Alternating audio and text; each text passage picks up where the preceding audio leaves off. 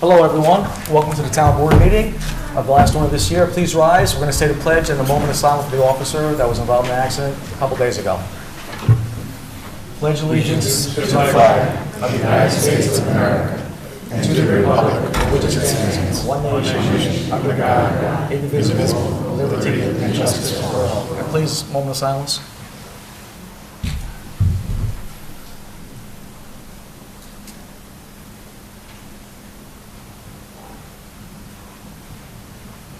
Thank you. Please be seated.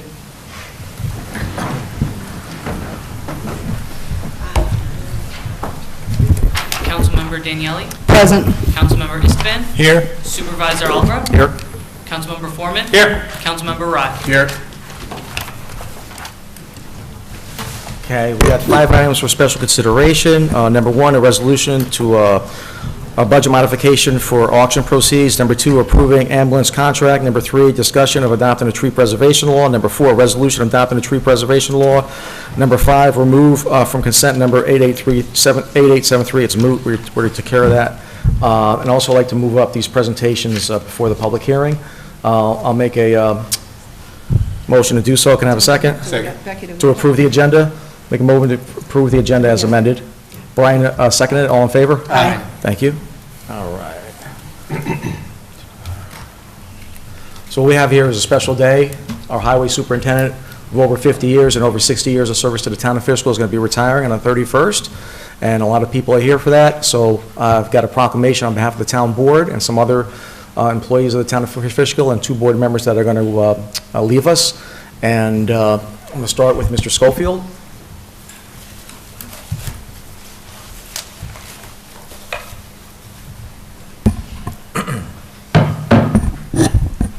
Glenn Schofield served the town of Fishkill for 62 years and as the highway superintendent since 1970. He is the longest-serving highway superintendent in New York State history. He also volunteered as a fireman for 64 years and is an honorary lifetime member of Protection Engine No. 1, Roundabout, Wickapee, Slater Chemical, and Dutchess Junction Fire Departments. In addition, he served as a police officer in the town and village from 1963 to 1970, also serving as a deputy with the Dutchess County Sheriff's Department from 1963 to 2019. With gratitude, the town board honors Glenn Schofield for his unparalleled service to the town of Fishkill.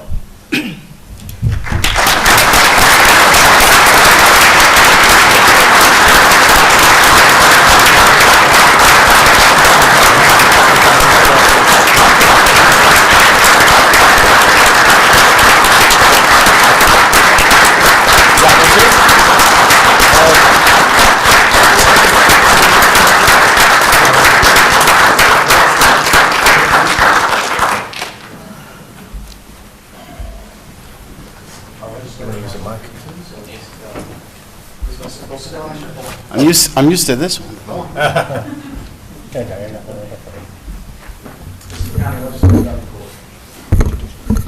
Good evening, everyone. Doug McCool from the Dutchess County Legislature. Some of you may know I sat at this table for 6 very fun years and had a great time doing that. But if you were to look up the definition of public servant in the dictionary, without a doubt, you're going to see Glenn Schofield's picture there. If you were to look up other words, you may find some of the town board members or the supervisors' pictures, but that's another story for a different time.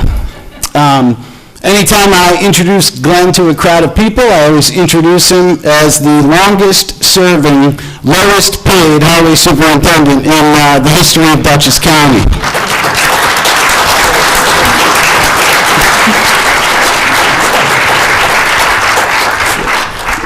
Yeah, I'm like crouched over, but I will skip over the whereas because everyone already knows if you're here to support Glenn, you know all the amazing things he's done, so I will go straight to the resolution, which says, resolve that Legislator McCool, on behalf of all of the people of Dutchess County, does hereby commend and congratulate Glenn Schofield for his 62 years of service to the town of Fishkill Highway Department and extends his deep and sincere appreciation of his generosity, commitment, and service to the residents of our community, and extends his best wishes to Glenn Schofield in all of his future endeavors.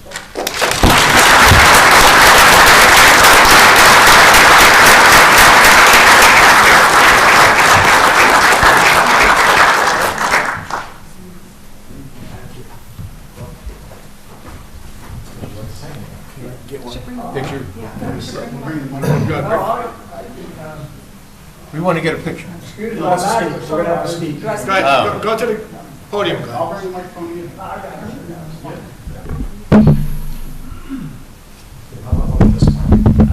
This way you can look at everybody.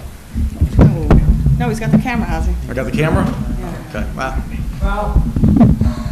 I have to say, I am simply amazed and lost for words for seeing a group of people here tonight and seeing my highway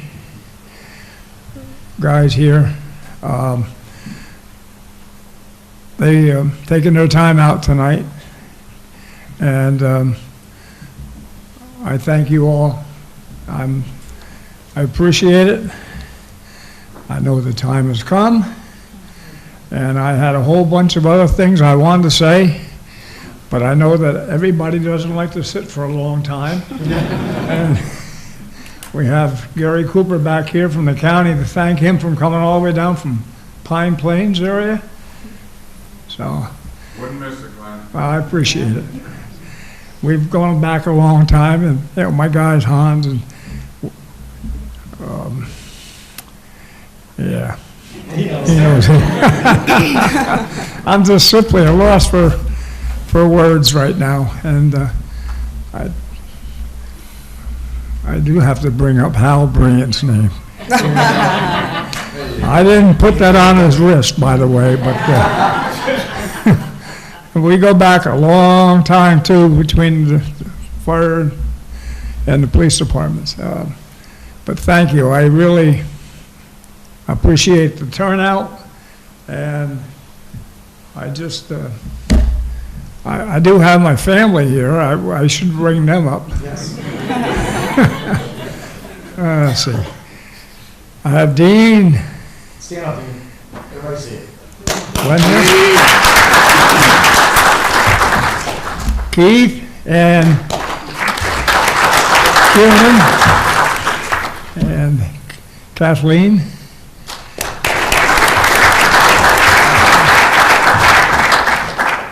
Anybody else from the Schofield family here? They're back there. And Wyatt, I'm sorry. Maybe your wife? Isabel, my wife. And then we have, on the step side of the family, I have, what's her name? And Braylon, and Marissa, and who? Michelle. Yeah, I said Michelle. She said it for me. So, I don't think I've missed anybody, but I appreciate, and the guys from the highway. Stand up. They come in, yeah. That's it.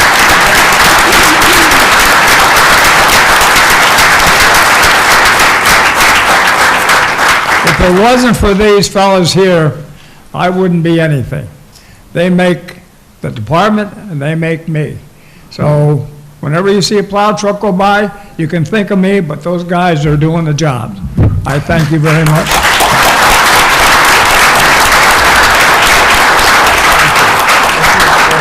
We're going to take a couple pictures with the board, and then with the family, and then with the highway crew. How's that sound?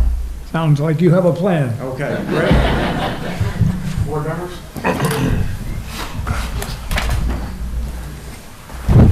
Where are we going? Yeah, me, you don't want to give me a chance for that. Follow the Old Brick Road. Yours on the rough Where's Doug? Doug? Judge.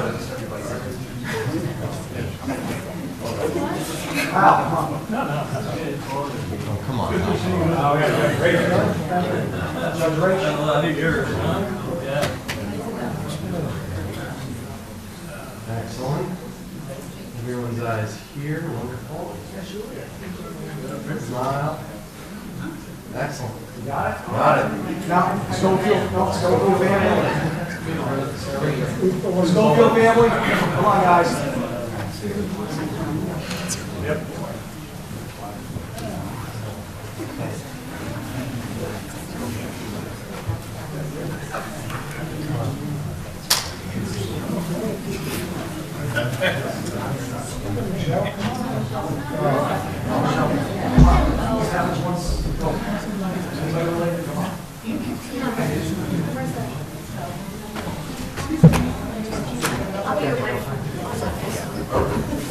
They're scoping it out for like 30 years from now. Is that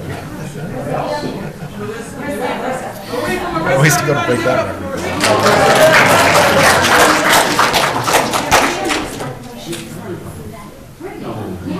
Come on, Bernie, we can't go around. Let's go.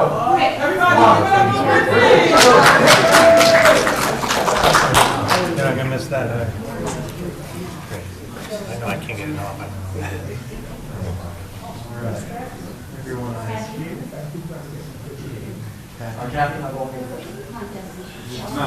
Let's go. Highway. Let's go. I'll get it. Come back.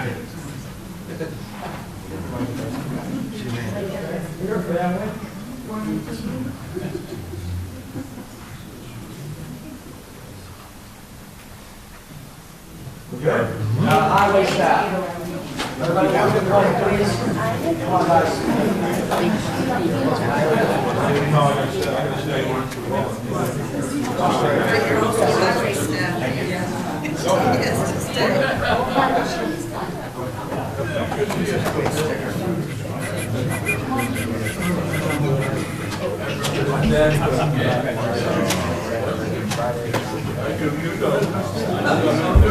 Mr. Burke. All right.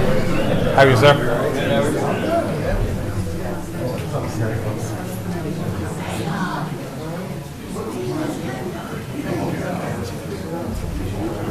That's everyone.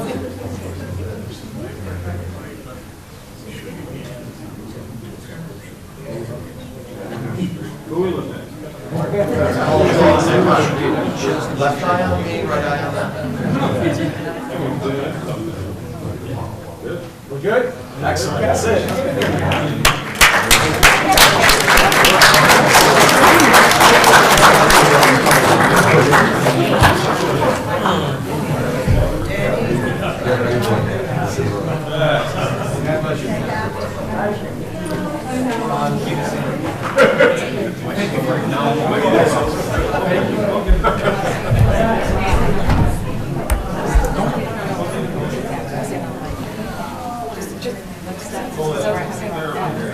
I gotta read the other plaques. Go. No, I'm gonna read them right now. I'm doing them right now. Let them go. Let them leave. Tell them they can leave. Yeah, they can leave. No, just tell them No, Louise, we come on. We're backed up. We're backed up. I'll We're say it backed up. again. Yeah, we'll say it then. All right. Let them go, let them go. Wait, let us highway staff go. Once you say, guys, we're gonna carry out, they can go.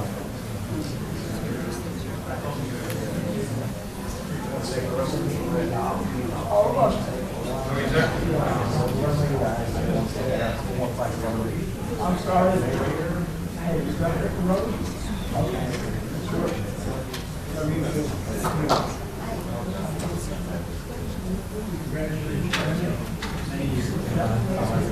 My favorite people from Beacon.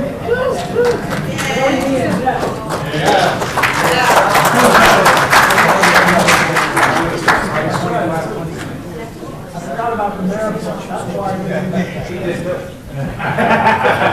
Thank you guys for showing up. Enjoy your retirement.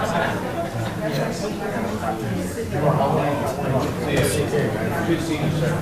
That's the meeting. Let's read the rest of these plaques. All right. We don't have to take a picture without us. Oh, you don't take a picture? No. Can you say it?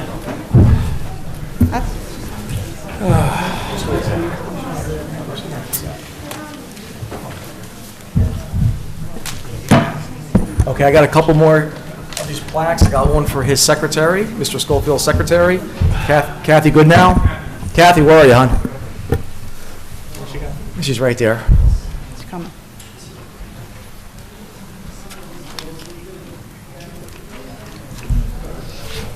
Hi, Kathy. She served as Highway Superintendent from 2000 to 2023. The Town of Fishkill thanks you for your dedication and commitment to the residents of the Town of Fishkill. Your presence ensured that the highway staff were able to perform at a high level of service that the residents have grown to expect and appreciate. We wish you well in your future endeavors. From the Town of Fishkill.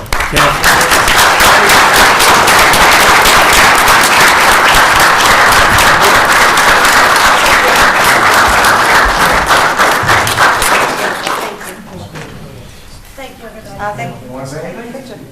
No, just that it's been a pleasure working for Glenn all these years, and all my town residents, I'm gonna miss our conversations and working with everybody. I'm gonna miss my guys. Got a good crew, and just gonna miss you all. Thank you for your It's been a service. pleasure. Thank you.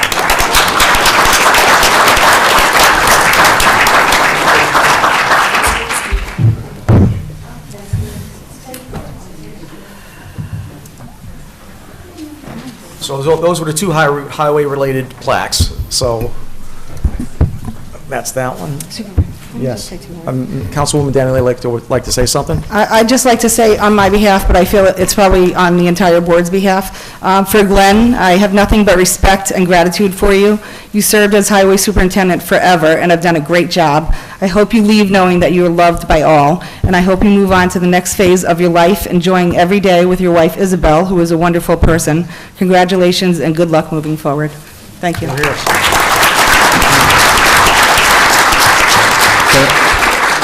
Ozzy, Yes, just 1 second. absolutely. I served briefly with you as the liaison from the board to Highway, and I just want to say a personal thank you for your kindness. You were always kind. You were always available. You were always just open to conversation. It was always a pleasure coming over there. I never wanted to leave because I was enjoying your company. I enjoyed the entire team over there. And I'm not going to take up a lot of time, but I just wanted to express my personal appreciation for the professional and personal relationship with you and Isabel, and the great time I've had getting to know you guys. You're here.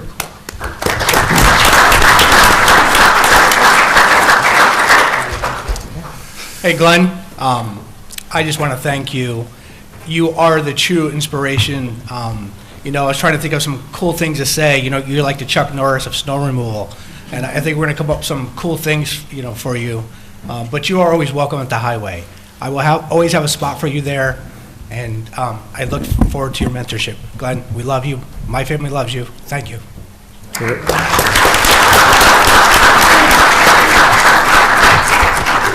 Glenn, if there was a Mount Rushmore in Fishkill, you certainly would be on there with Ozzy, Louise, and Carmine.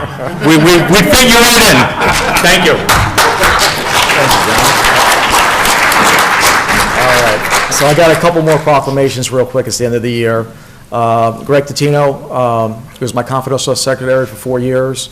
He was part of the dramatic change of the town of Fishkill to what it is today. And I'd just like to say thank you for your dedication and commitment to the people of the town of Fishkill. You played an important role in transforming the town into one that serves the residents. Your participation on the 2023 Comprehensive Plan Committee, working through the COVID pandemic and acquiring a $600,000 federal grant for the police cameras are just a few of the many accomplishments that you had. With gratitude, the town board thanks you for your service, Greg. Thank you, Greg.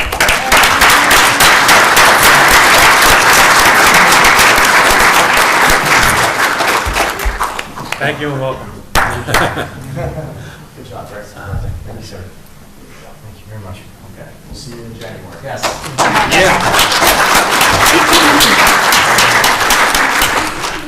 It's going to be a pleasure working with you, Greg. Looking forward to it. As am I. Good.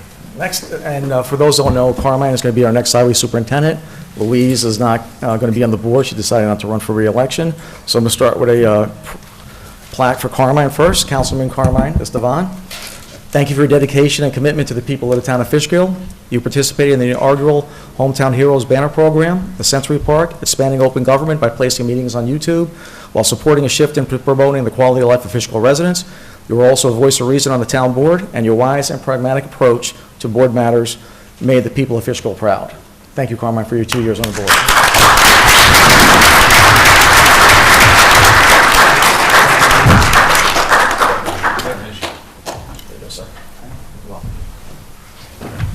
going to make him an honorary member of the board. He can zoom in. You can see, I like that. Zoom in. And Carmine, I am your liaison still. Supervisor on that. Might be at large next year. Okay. Next one, we have quite a few people here for Miss Councilmember Louise Daniele, who served with me in the last 4 years. Louise, thank you for your dedication and commitment to the people of the town of Fishkill. You gave a voice to the voiceless. You organized the first Hometown Hero banner program in our town. You spearheaded the Fishkill Sensory Park for all to use. You supported and served and celebrated with the seniors. You advocated for the interests of the people of Fishkill over developers. Your public service, commitment to women's rights, to respect and equality has made a positive impact on the lives you serve. Congratulations. It was an honor to serve with you. Thank you.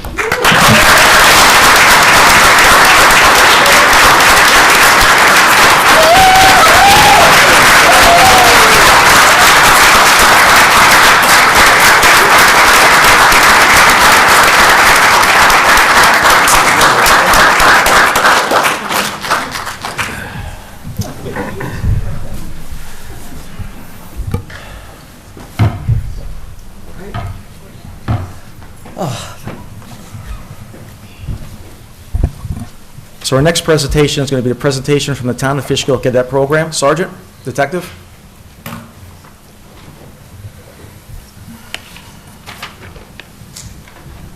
Change that microphone. Yeah, flip it over.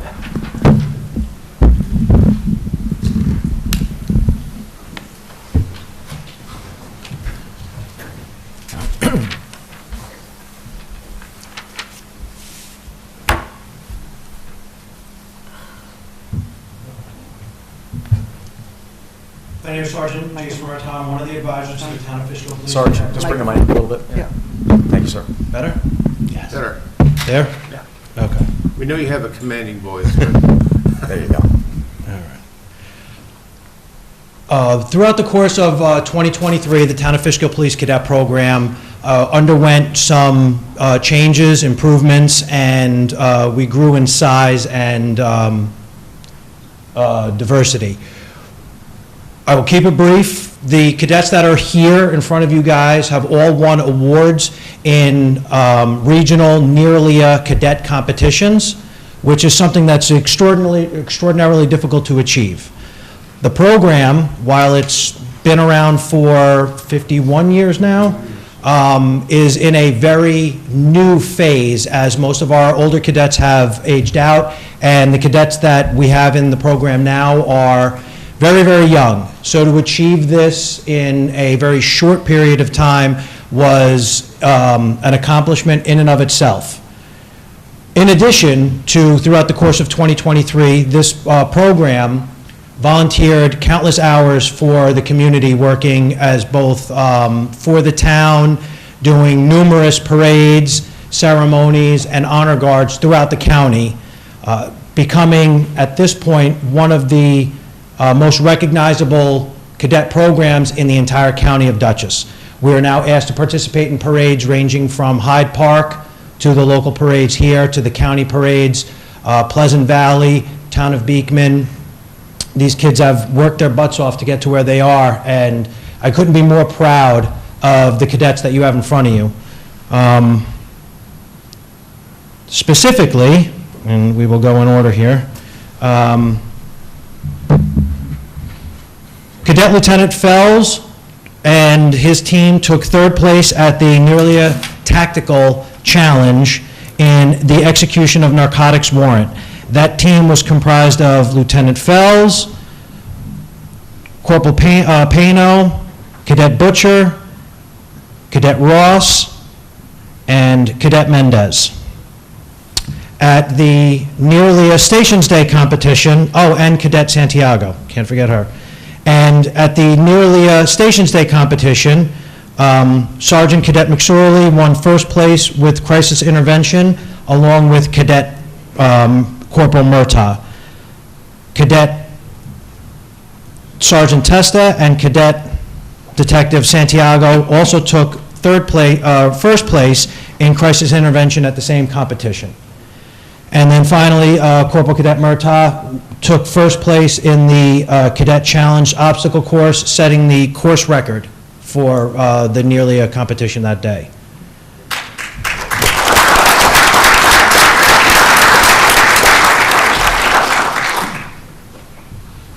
As a charity organization that strives on fundraising and donations, they have come a very, very long way under not easy circumstances, competing against teams that are at these competitions fully funded by their municipalities.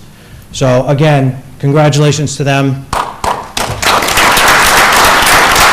And then the greatest thank you and appreciation to both the town supervisor, the town board, the chief of police, who have made this completely possible. Without you guys, we wouldn't even exist. So thank you.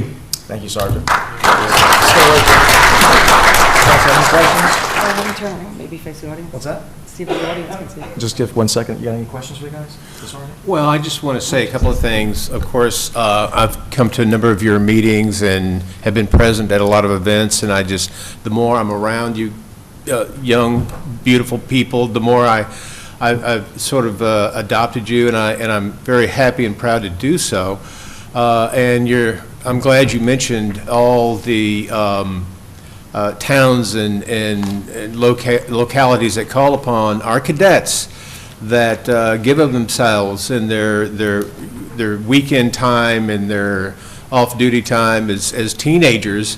It's quite a commitment on many regards, not only learning everything that you're learning and being a cadet, but just the sacrifice you're giving to participate and be of help to the other communities. I'm very, very proud of you. I think this is your first time to be in such a competition. The tactical challenge was our first time. It was our first time ever going to the tactical challenge. We got there and had no idea what to expect. So your first time, and you placed overall as a team? We were the #1 ranked New York team. We were ranked 3rd in the narcotics warrant, and I think 5th out of 16 teams. 5th out of 16 teams, first time being there. I mean, that's just fantastic. Your parents must be proud. I know the town is very proud of you. I know the police department is very proud of you as well. And I know that there's a lot of training that you do. There's a lot of equipment that you raise. You raise money to get all the equipment that you need, and we need to, as a town board, have a conversation next year in the budget for 2025 and see if we can provide a little bit of assistance in this regard, because we need our police officers. We need the next generation. You guys are a great example, and you pull kids from the entire community. They come from everywhere. Dutchess County, we have Hyde Park, Beacon, LaGrange, Beekman. We've pulled cadets from Putnam County. Right. We are one of the only free cadet programs in the area. Most of the other cadet programs do charge. So we do get cadets that just can't afford to join the cadet programs where they are and have come here. We have increased our numbers currently to 27 cadets with a cap of 30.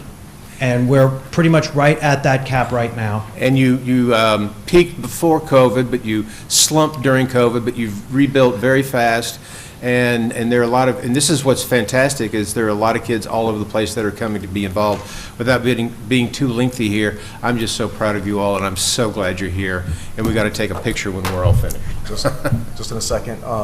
Sergeant, just can you introduce yourself to the citizens, who you are, and Detective too? My name is Sergeant Jason Murtaugh, and this is Detective Jason Bentley, both of the town of Fishkill Police Department. Right. Thank you. All right, so you want a picture of Brian? We got to do that. Let's do it. And the parents have to come up. Yeah, parents, anybody, mothers, fathers, relatives? Steve, Gavin.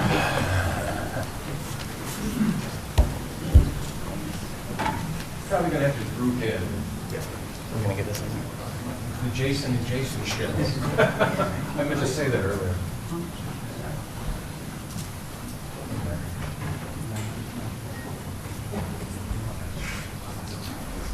You're gonna have them, Greg, you're gonna have them room, we're not gonna have. It's gonna go on the side. Guys, Blade, cadets, Blade. Parents, why don't you stand by? There you go. Your cadet. Blade. Stand up. Be with your cadet.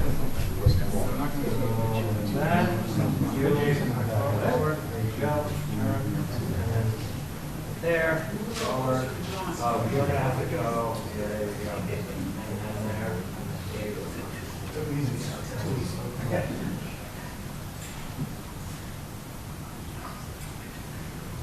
All right, everyone on me. 3, 2, 1. Excellent. Thank you.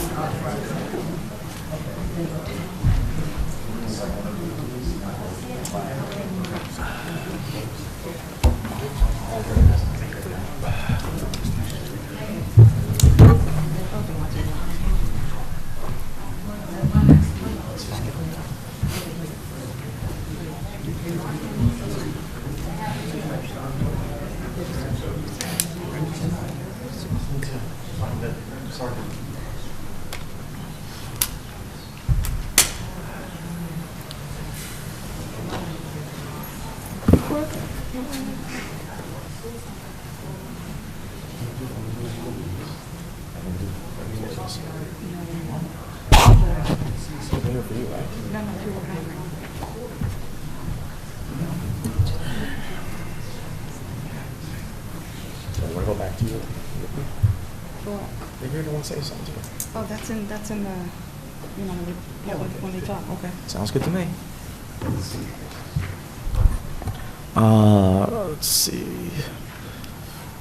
Next up is introduction of new employees. Anybody that's being hired by the town of Fishkill, please come to the podium. I think we got to finish the public hearing. You got to do the public hearing first? Well, all right, if you want to do employees, but then you really should get to them. All right, so let's do all the employees that are getting hired. Please stand up and come to the podium. Hold on, guys. Let me, we have a couple of new employees for Highway. I want to introduce Mitchell Rice. Please, Mitchell, for MEO, please introduce yourself to everybody. Hello, everyone. My name is Mitchell Rice. Not a new resident in Fishkill, but been here for the last 4 or 5 years. Right before COVID, I'm part of the Roundabout Fire Company as well. I have previous experience with the City of Poughkeepsie. I was a MEO there as well. I've done various different things, and I specialize in the tree department. I would like to thank Carmine and Glenn as well for the opportunity, and yeah. So MEO, is motor equipment operator.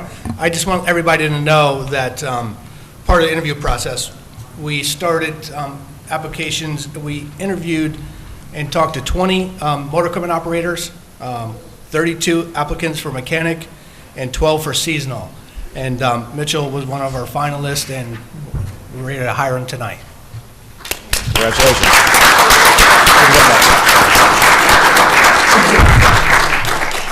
For seasonal snow plow operator, I would like to introduce William Arizari.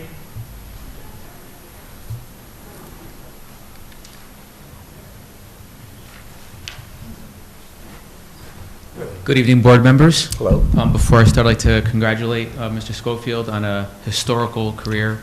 It's a pleasure to be here and present myself. I have 25 plus years in snow management and plowing, if you will.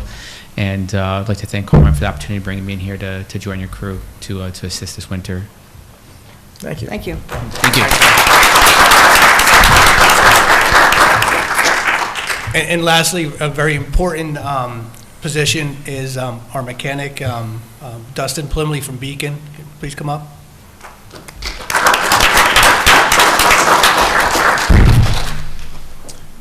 How's everybody doing? I'm Dustin. I live in Beacon, New York. My background is about 20 years of diesel and auto mechanic experience. I'd also like to thank Carmine Estevan and Glenn as well, Schofield, for the opportunity to be here tonight and the opportunity to work with the town of Fishkill. Okay. And so Glenn and I did the interviews together. It was a great experience to listen to Glenn, Dean, and John were also part of the experience of interviewing. It was great to be part of the team and actually work with the guys, the working supervisor, and Glenn. It was a fantastic start of a new thing and end of a great era. It was fantastic work with you on that, Glenn. Hear, hear.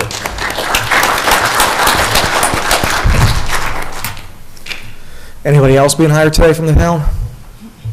Okay. Next up is the public hearing. We're going to reopen the public hearing. Yeah. Got to adopt the minutes. We didn't do that? Okay. Acceptance of minutes. There's nothing here. Which minutes?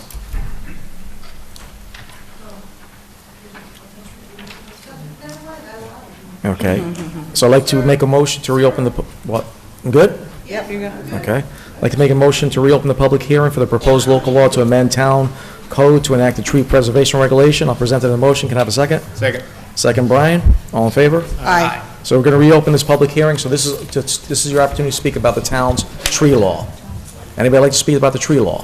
Hey, Ozzy, if I may, I'm going to have Mr. Cantor go first. Okay. He was a member, Louise, myself, and John, and Joel Petrus worked on this, and a bunch of residents had some questions. Mr. Cantor, we elected him to address some of the issues. Mr. Cantor, please. So that makes me an elected official tonight, I guess?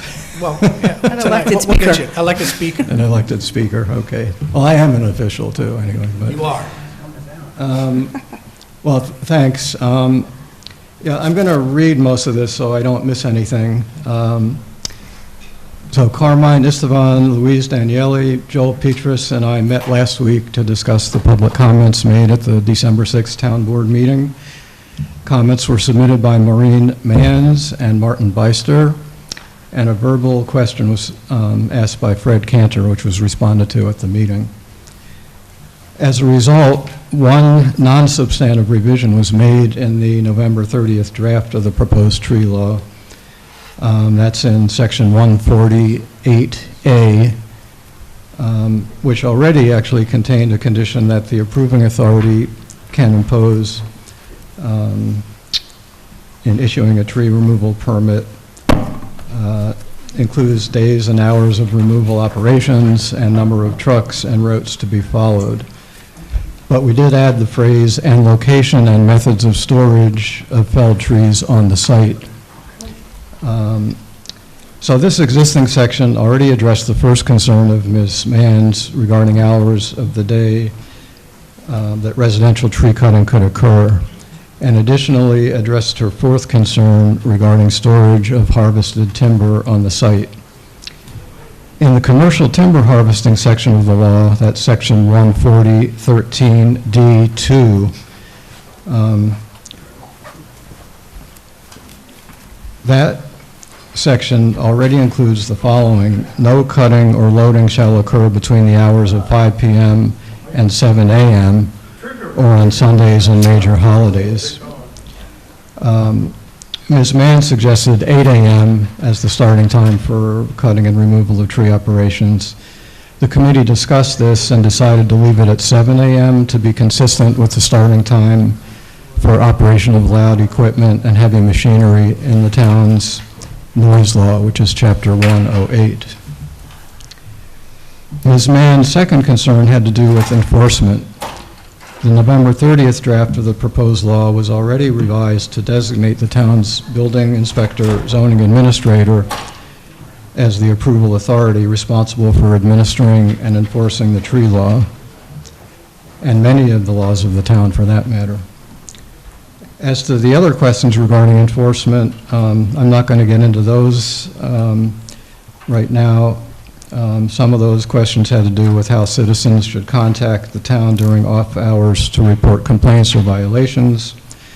And perhaps Councilman Esteban or Councilwoman Daniele might address this at some point if you want to do that. And also, some of these questions are not unique to the proposed tree law, but really deal with all the laws that the town has. Ms. Mann's third concern was months and times of year tree harvesting would be permitted and prohibited during regarding protection of Indiana bat habitat. The seasonal restrictions on tree cutting that Ms. Manns mentioned, that is, no tree cutting between November 1st and March 31st, are established by New York State Department of Environmental Conservation rules and regulations. And those are the restricted dates that applicants appearing before the planning board have to follow under the SEQR, the State Environmental Quality Review Act requirements. For tree removal permits not involving the planning board, the SEQR regs do not apply because tree removal permits would be type 2 administrative actions not subject to SEQR. So the DEC requirements would not apply to those, and that's probably the majority of the actions that would be in the tree, under the tree law. The committee felt that the seasonal restrictions are already covered for those actions regulated in the proposed law where SEQR would be applicable. So in general, the committee felt that many of the questions, comments, and suggestions submitted by the public were already addressed in the proposed law or in other town code or state regulations. Regarding Mr. Beister's concerns, some of his comments have to do with small and or young trees that he suggests should be covered in the tree law. We tried to strike a reasonable balance in the law between trying to preserve larger, significant trees or those designated by DEC as endangered or protected, and what are practical and reasonable regulations for landowners in the town, and what is enforceable by the approval authority. Mr. Beister suggested the possibility of adding a requirement in the law for transplanting trees, large trees that are proposed for cutting, but the committee agreed that such a requirement would not be practicable, and none of the many sample tree laws that we reviewed included transplanting as a requirement. And finally, Mr. Beister was concerned about the lack of shade in parking lots. And the planning board actually already has the authority in existing town code to address tree plantings in proposed parking lots in applications that come before the planning board. Those are covered under design and landscaping standards and off-street parking requirements. Examples of the town code provisions include section 150-150 and section 150-159C, where those requirements can be found. So I hope this wasn't too long, but we wanted to make sure that the very good comments that were submitted were addressed to the extent that we could. And so we look forward to the revised law that's before the board tonight being adopted. Thank you very much. And again, I appreciate the opportunity to have been able to work on this with town board members. Thank you, Chairman Cantor. Thank you, Mr. Cantor. So any other questions, we'd be glad to answer. Yes, I think we'll go ahead, Brian. I am one of those people, maybe there are other people listening and watching tonight. I really don't understand the migratory bat thing. I've never understood that. Can you just take a minute and explain that to me? I'm ignorant on that point. Well, it turns out that a lot of sites in the town of Ithaca and in the Hudson Valley, for that matter, are designated as sensitive. This is a designation by the Department of Environmental Conservation for several bat species, but the Indiana bat is the most prevalent, where that's come before the planning board under many occasions. And so to protect that endangered species, DEC has come up with regulations regarding tree cutting, which has seasonal restrictions for removing trees. Right. And the restrictions are between November 1st. Well, actually, yeah, the removal is basically allowed between November 1st and March 31st because that's when the bats are usually not nesting and not necessarily in the area. So these sites are flagged by DEC, and when we have something come before our board where SEQR tells us we have to look at the protection of the bat habitat, those tree cutting restrictions come into play. And also sometimes we have to require what we call habitat assessment reports done by the applicants to kind of describe and expand on what the habitat is like on their site. So that's kind of it in a nutshell. Okay, thank you. Thank you, Mr. Cantor. We'll probably call you back up if there's any questions we can't answer. If I may, we have a special guest, Amy McKenzie from the DEC. Okay. I've been working with her on a couple of things, become designated as a Tree City USA designee, and I shared our plan with her, and maybe she could share a little bit about the Indiana bats and the designation of becoming Tree City USA. Thank you. Town. I wanted to call you Carmine, but I have to say Councilman Istvan, yes. It was funny that we just started talking about the tree preservation law, and I was like, hey, Carmine, I'm a DEC urban forester, and I would sure like to help the town of Fishkill bridge this gap between tree science and tree policy. And the tree preservation law that I see, I didn't give a review because my specialty isn't in tree harvesting and that type of thing. That would be more regular forestry, but urban forestry, a lot of it comes into play when we're talking about public trees. And that's what I mostly concentrate on. That's my job, is to help guide communities to actively manage their public trees. And that's the great thing about the Tree City USA program by Arbor Day Foundation. It's been around since 1976. It's well established. It has lots of information. You can come away from the website looking like an expert, but it's a great way for a community to go through the steps to become an active manager of their urban forests. So I look forward to working with the town and making this come into fruition, hopefully by 2025. All right. Good job. Thank you. Thanks, Amy. Thanks, Amy. Thanks for coming. Anybody else like to speak about the tree preservation law? Mr. Beister?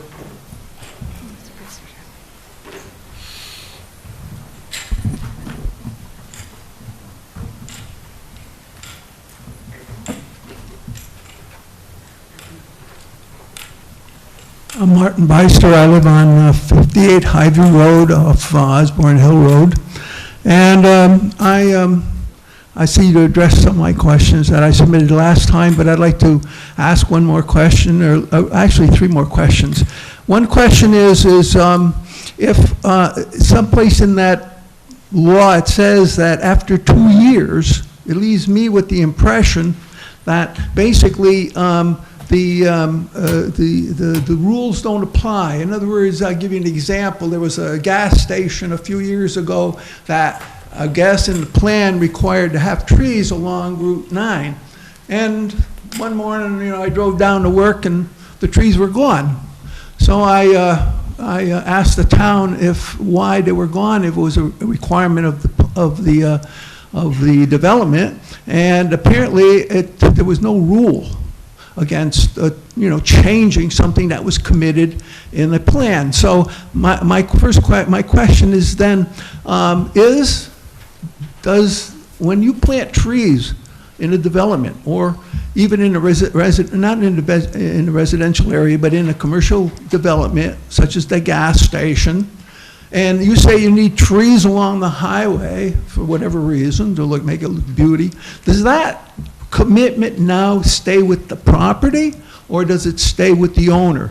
So if I went down and say I planted a row of young trees, I disagree with I think your definition of trees is a little bit limiting. But if I planted, for example, fir trees, dwarf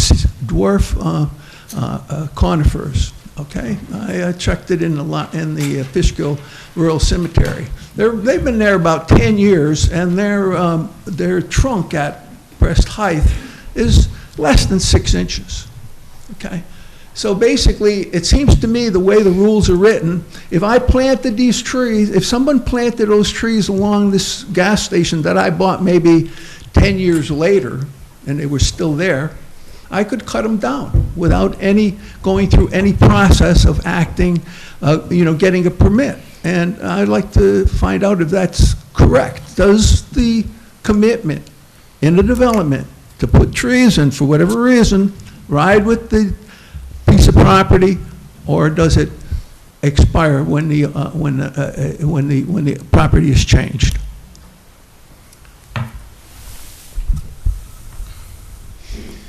For development that requires site plan approval, there's going to, in general, be a landscaping plan. The landscaping plan is part of the site plan. If the trees, bushes, whatever it is that are mentioned in the landscaping plan are not preserved, it's a violation of the site plan. The town can cite the property owner and make them replace them. However, not every tree or bush that's on property is part of the landscaping plan. So if, for example, you had a partially wooded lot, you said you were going to develop a portion of it, and you laid out what it is you were going to plant, but you didn't mention those trees in the back, those trees could be removed and they would not be part of the site plan. There'd be nothing the town could do about it. When someone develops a piece of property, they don't necessarily undertake to preserve every tree that's on it, nor does this tree preservation law require that they do. It requires under certain circumstances, which are set forth in the law, that they get a tree clearing permit and so forth. But I guess to answer your question, it depends. If the trees were part of the landscaping plan, absolutely, that runs with the land, whoever owns it is obligated to maintain them. If they weren't, then not so.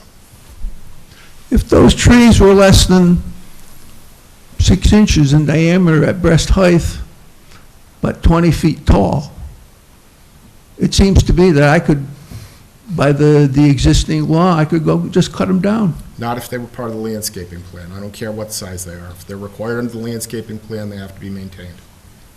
Okay. Second question is there's some reference to a drip line on the tree. I go to where CVS Pharmacy is there, and I look at this sycamore tree. That's the drip line is way out there, and the available land for it to take on nutrition and water is about half the diameter of the drip line. And I think the plan that you, the code, the chapter 140, it says to the drip line of the tree, but at what age? When it's mature? I go down to Home Depot there, and there's these trees in this very narrow corridor or curbing, and the drip line is a foot or two over it. And the question is what are they going to? Is that just is that so they die and don't have to take care of them anymore? But I think the plan should be changed. The code should be changed to say to the drip line at maturity, or as the tree grows, to expand the drip line so it's got adequate nourishment. The same thing happened in the Fishkill Road Cemetery with a beautiful copper beech. The road eventually got paved around. It was doing beautifully until the road got paved around it, and there just wasn't enough space for it to get the nourishment it needed. In about 3 years, it died. So I'll let the third question go. Thank you. Thank you, Mr. Beiser. Thank you, Mr. Beiser. Good seeing you. Anybody else? When it comes to trees, part of the planning stage, and John's here, is that when the planning board approves a site plan, the trees that are in that area that are being planted, they should comply with the area they're being planted in. I've seen throughout communities, you have large oaks or large maple trees in between a sidewalk and the road. Well, those roots are upheaving walkways and the roads, causing issues. So we just got to make sure, and Mr. Cantor is on top of this, is make sure when a plan comes into the planning board that they're planting the proper trees. When it comes to transplanting, I see a couple HOA people here that I've done work with. There's a certain point where a tree becomes too large to transplant and very, very costly, and the survival rate is minimal. So anything that's usually above 4 to 5 inch caliper is very difficult to transplant. And I would give it probably a 40% survival rate. And then every half inch or more than that, you lose 5 or 10%. If you get into a 10-inch caliber tree, I almost guarantee it's not going to live. And the cost of transplanting that tree, you could probably buy 3 trees for the 1 transplant. So just give you an example. Ms. Mann, you want to speak?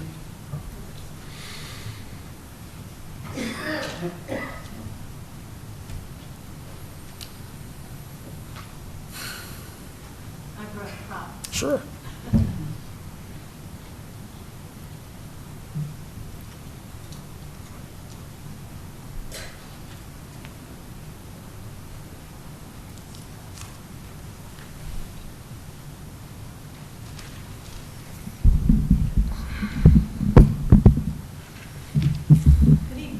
Good evening. Pull it lower. Pull it closer.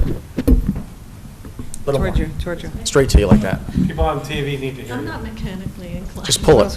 Greg, fix that. Like that? You got, there you go, there you go. There you go. There you go. Okay. Good evening, board members, Becky and everybody. You can't hear me? Speak up. Okay, I'll try again. Good evening, everybody. I am going to ask that this is, to please enter this into the public record. Thank you. And I have 4 main points that I would like to talk about. One is the storage part of this law. Another one, I know this sounds a little funny, so I hope it makes more sense after I speak. But enforcement for me and one other person at least in particular, I think that will make more sense when I get to it. And then some enforcement concerns in general. And this one I can cover pretty quickly now. The Town Environmental Board, I noticed it like 5 or 6 places, maybe there may be more, and doesn't exist. So there are lots, 5 or 6 times where it says in this new law, the final version, that, you know, when you don't know what to do, you consult the, you know, to make this decision, the Town Environmental Board, and it doesn't exist. So it sort of is like a little shaky, this law. That, then I have questions, I think, tagging a little bit onto Mr. Beister's about the number of trees a resident can cut of any size altogether. Is there a limit on altogether? I know it's 50 trees, but I have some specific questions about that. So here we go. I'll try to be as quick as I can. So I'm going to start with the one that's most important to me. And I really would like to walk out of here with a good answer tonight, because this has been a problem for me for quite a while, dealing with harvested trees. I brought pictures that I took yesterday morning and had enlarged of what's going on with the property, like right adjacent to mine. And I made a little map because it's a little bit of an unusual property line set up where I live. So I'll go here. I'll keep it in mind. If I may. Okay. I didn't figure that out yet. Anyway, all right. So where my property is, it's in Fishkill. Been my family for 70 years. My grandfather built it. Not that that really matters in this, but it's special to me. And I've been connected with this house practically my whole life, since I was like that high. Here's the situation. This is my house. This is my neighbor's house. These are the property lines. They run, here's the road, just runs like a normal road. But then the property lines run diagonally. And someone told me that the reason for that, I've seen it on the town maps right here in the building. Someone told me that the reason for that is back when it was more agricultural and all of this was part of the Morgenthau apple huge farm, that they laid the property lines like that to line up with the sun better and make it better for growing. So now I'm stuck with this problem because of the apples that don't grow there anymore. But anyway, so here's my neighbor's house, here's my house, and when my property keeps going, and up here is the house. It goes, whoops, it goes up. It's sort of the top of the mountain. That's the building inspector, zoning administrator's house. He's kind of on top of the little mountain there. And so when, it's like for about 8 or 10 houses like this right in a row. If you could be on your property but standing in back of someone else's house. And so, here you go. My house, the neighbor's house. They can be standing here but looking right in. And so, this never was a problem, but now it is. And the problem is they have cut, the next door neighbor, like zillions of trees. And, all right, I'm being hyperbolic, but a lot. And they were cutting yesterday. They cut the screen away, separating, giving any privacy that was left yesterday and today. That's gone. I have like a few little of my own trees left, but you see right through now. Why, I don't know. So that's going to lead to some other questions I have. And what they've done, you know, like here's our front yards, and then this backyard, and then there were like a woodland, and they cut. And then they cut a roadway up. Someone told me they bought quite a bit of property up there. And I do see them riding like ATVs or whatever they are up there. And with all this cutting, they dumped it here. Huge pile, which I spoke about on December 6th when I was here.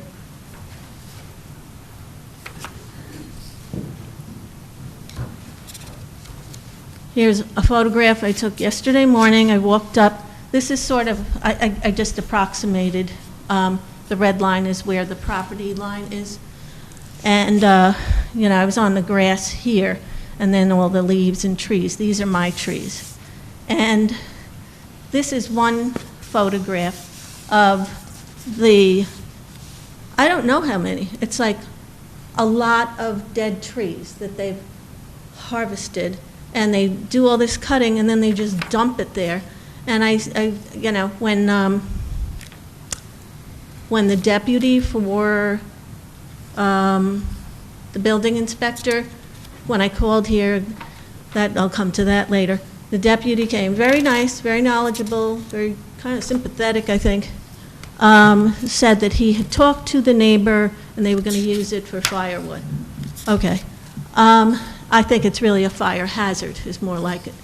And so this has grown over the last several years. It just grows and grows and grows and grows. And I get to look out at it out of my windows. 6 rooms that face the back, that's what I get to see. When I sit in my backyard or my screen house, that's what I get to look at. And they have tractors and all kinds. It looks like a work yard sometimes. They didn't put all of this. They have plenty of land over here. They didn't put this over here, which would have been kind of considerate to do. So I say all this, and then they built a second 2-car garage here. So they really don't see it, the mess that they've made. I have brought another picture.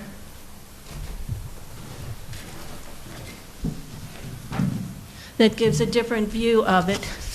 This was just yesterday morning. It wraps around, so they just keep adding on to it. And I believe this is combustible, what I've ever heard about big piles of wood. A fire hazard, you could set all of Dutchess County on fire. It's ugly, it's an eyesore, it's growing by the year.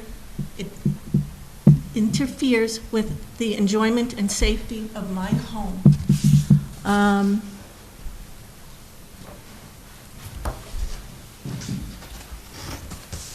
This is a home for ants, termites, rodents, predators, foxes, bees, mosquitoes, rotting wood, ticks, animal dens, and more. And it's about 100 steps where my grass ends, and then this woodsy part starts right here. And then about another, I'm estimating this part, about another 60 steps where I'm just walking like this. And it's pretty close. And they don't bother to put it in back of their house. They do it in back of mine. It's sort of an unwritten rule on the road where I live that you don't do stuff like that. So, so I'm giving a little background here. The other little problem with this is when I've called the town hall about it, you know, like, okay, you know, this can't be right. I want to walk out of here tonight with a plan on fixing this. I don't care if they move it over here. I want it gone. It's ruining the value of my home and the enjoyment of my home and the safety of my home and the beauty of my home. And when I've called the building inspector, zoning administrator, the reply was through a secretary or whomever that he couldn't do this because it was a conflict of interest. So that's when he sent his deputy. I think he came like twice. It was very nice. But it was a little disturbing to me if he recused that the deputy goes and talks to him and me. I'm like, well, is that really recusing yourself then if you're talking? They're all talking? And I'm thinking of a word. I'm thinking of the word puppet, and it's not a good feeling. I don't want to be here, by the way. I don't want to be doing this. I shouldn't have to do this, and that's how it is. So my question is, I was happy when I saw the August 3rd rendition of this law, and it said that the approving administrator would be the highway superintendent, and there were a few people. And I was like, oh, good. And then at the last meeting, December 6th, I was like, no, that's all gone. It's just the business, I can never remember, building inspector, zoning administrator. So who do I go to? You can always come to me. Okay. And I hope this, I know we have term limits now, so at the end of 4 years. Well, listen, there's conflicts. We can get the building inspector from East Fishkill, Wappingers. There's ways around this, right, Mr. Okay. Gallo? That's right. Okay. And another question is, I'm not going to live forever, and so someday I won't live in that house, whether I move or sell it or whatever I do. And also, for this next door neighbor, I think this should hold for him also, that if he can't, deal with my situations like this, should he be dealing with this guy on the same basis that it's a conflict of interest because we're neighbors? So I don't think that's right, and I don't know about any of the other neighbors along the road. I just know about this. Let's stick with the law and not the conflicts right now. Okay, all right. You had like 5 questions. Well, I'm coming back to it, but that's a situation for me. And so I need to know when I walk out, what's going to happen? Is this legal? Is this allowed, that a neighbor can do this to another neighbor?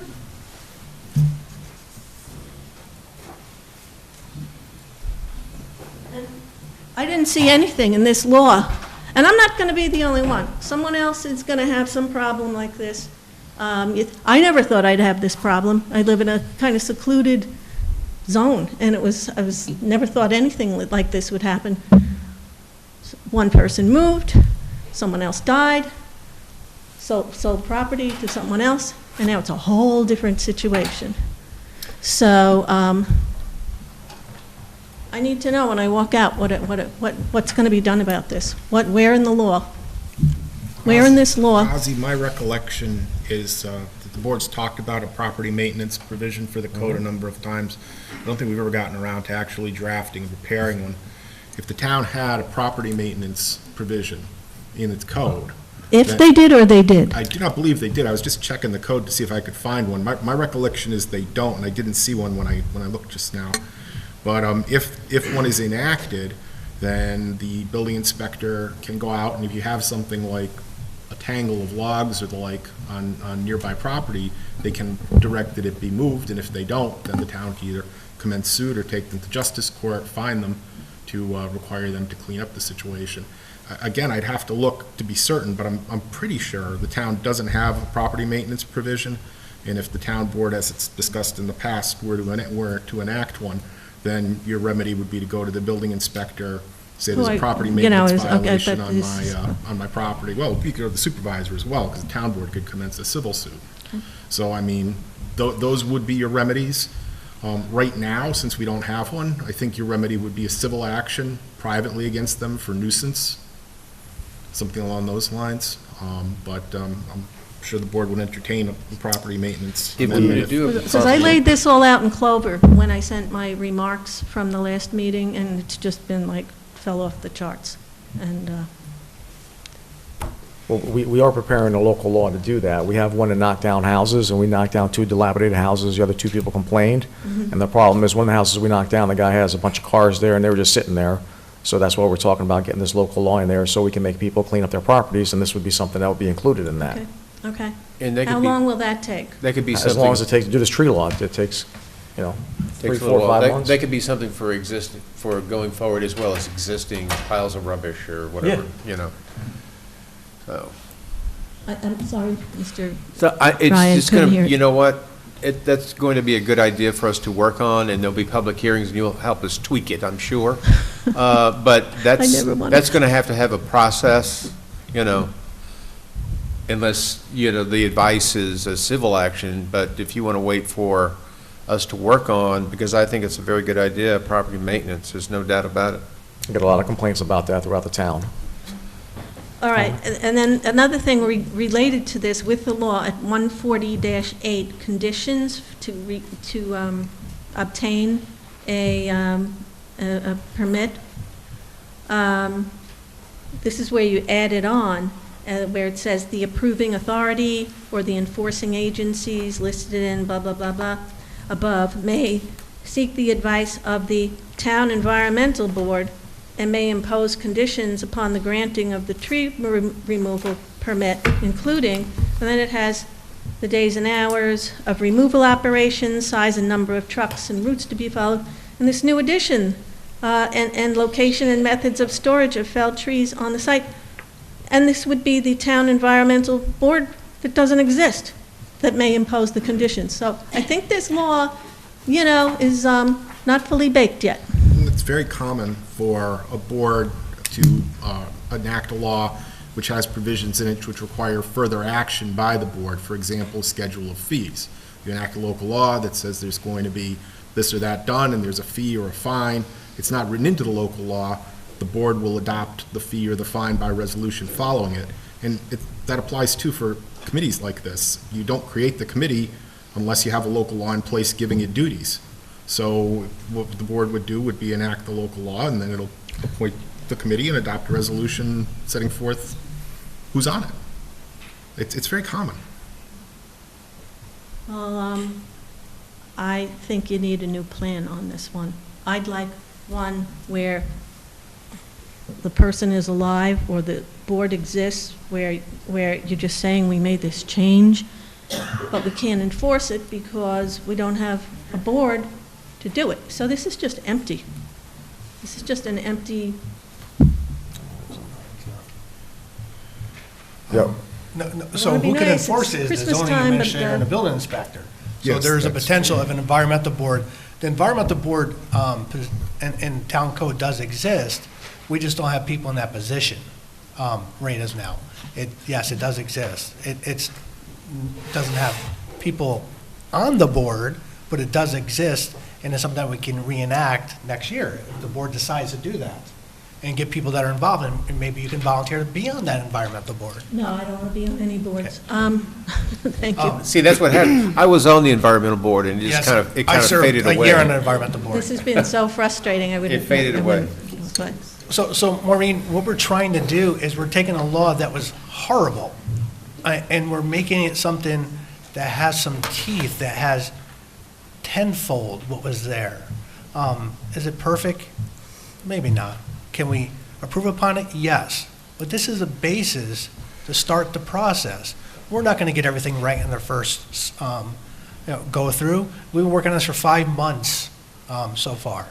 So for instance, those piles that you see there, the gentleman who owns that property, we got a report back that he says he's going to burn that because he has a fire that he This? that he uses to burn wood in his house, and that's how he heats his house.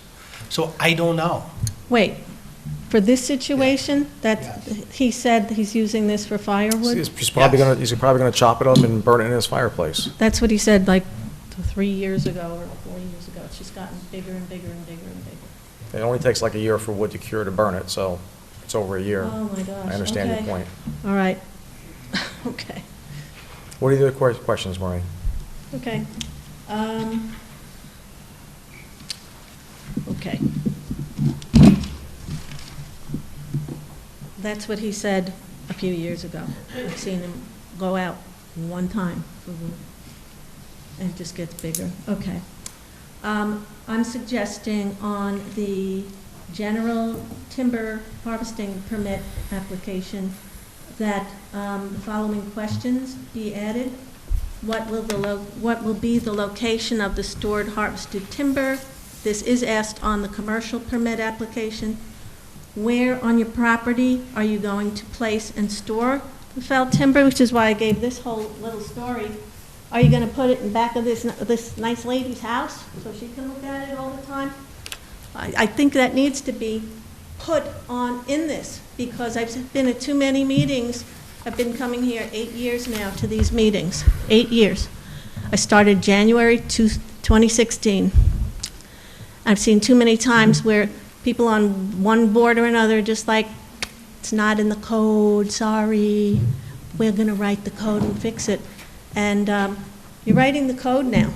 And I think before you approve this and pass it, I know you're both leaving and, but I don't think this is done.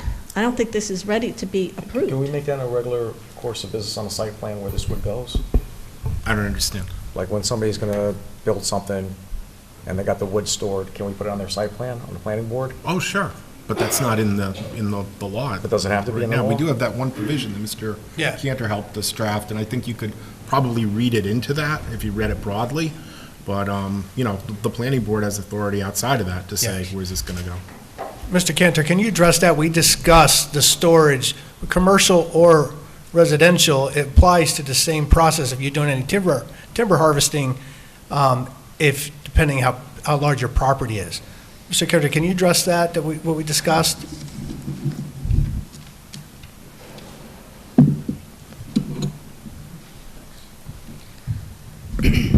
Yeah, well, we did discuss that, and Joel Petrus, the building inspector, zoning administrator, was at our meeting.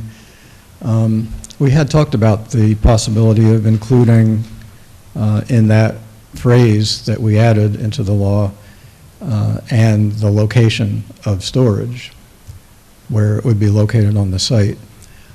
And I think through the discussion, there was some discomfort on the part of the building inspector in particular for, placing that kind of a restriction on individual property owners, which is typically what we're going to see covered under this law. When things come to the planning board, that's a different story, and we have site plans and we have things shown on site plans that have to be followed. And if they're not followed, then there can be either amendments to the site plan or consequences for not following it. But when you're dealing with individual property owners, you know, we did have to come to some balance between the rights of the property owner, the limits that, you know, we felt were practical in terms of this law, and, you know, if this is going to be enforced by the building department, then, you know, we basically listened to his concerns about showing a location on the property of storage. That's why we didn't use that wording in it. I like the idea of a property maintenance law for addressing those kind of things, because then you can get very specific about complaints and things that are on a neighbor's property that aren't right. So maybe that's the best way to deal with it. Thank you, Mr. Cantor.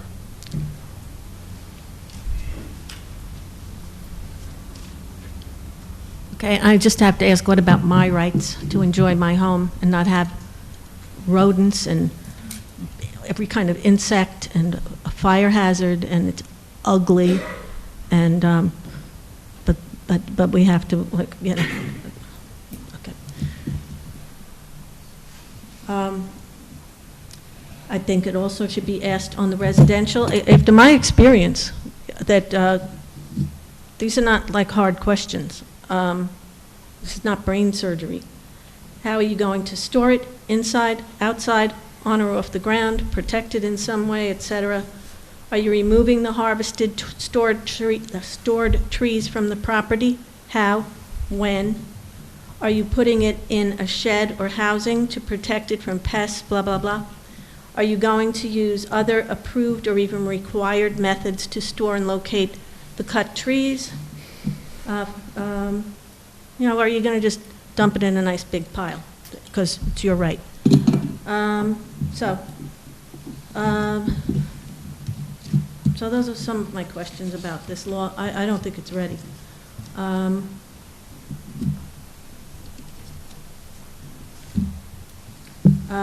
I also think you need to address with this an appropriate amount and volume of harvested trees to be stored outside on residential property should be established in this code. An appropriate amount of time for stored harvested trees to be stored outside on residential property should be established in this code. If the stored dead trees are not removed, I think there should be like a deadline. You know, you commit to it, it's going to be, you know, a year or whatever it's going to be. And if it's not removed by the year or some agreed to promised removal date, fines and penalties will be promptly levied. I'm not being like a monster, but this is horrible to live with, and it's just getting worse. I'm having runoff. I walked out like where they were going down by the road yesterday and today, and all the roots are showing in some kind of bush that's there. A woodpecker. By the time the tree guys left, I was in my room reading, and I was like, "What's that?" Woodpecker. Get up this morning. It's a displaced woodpeckers. So I can get my home damage from that.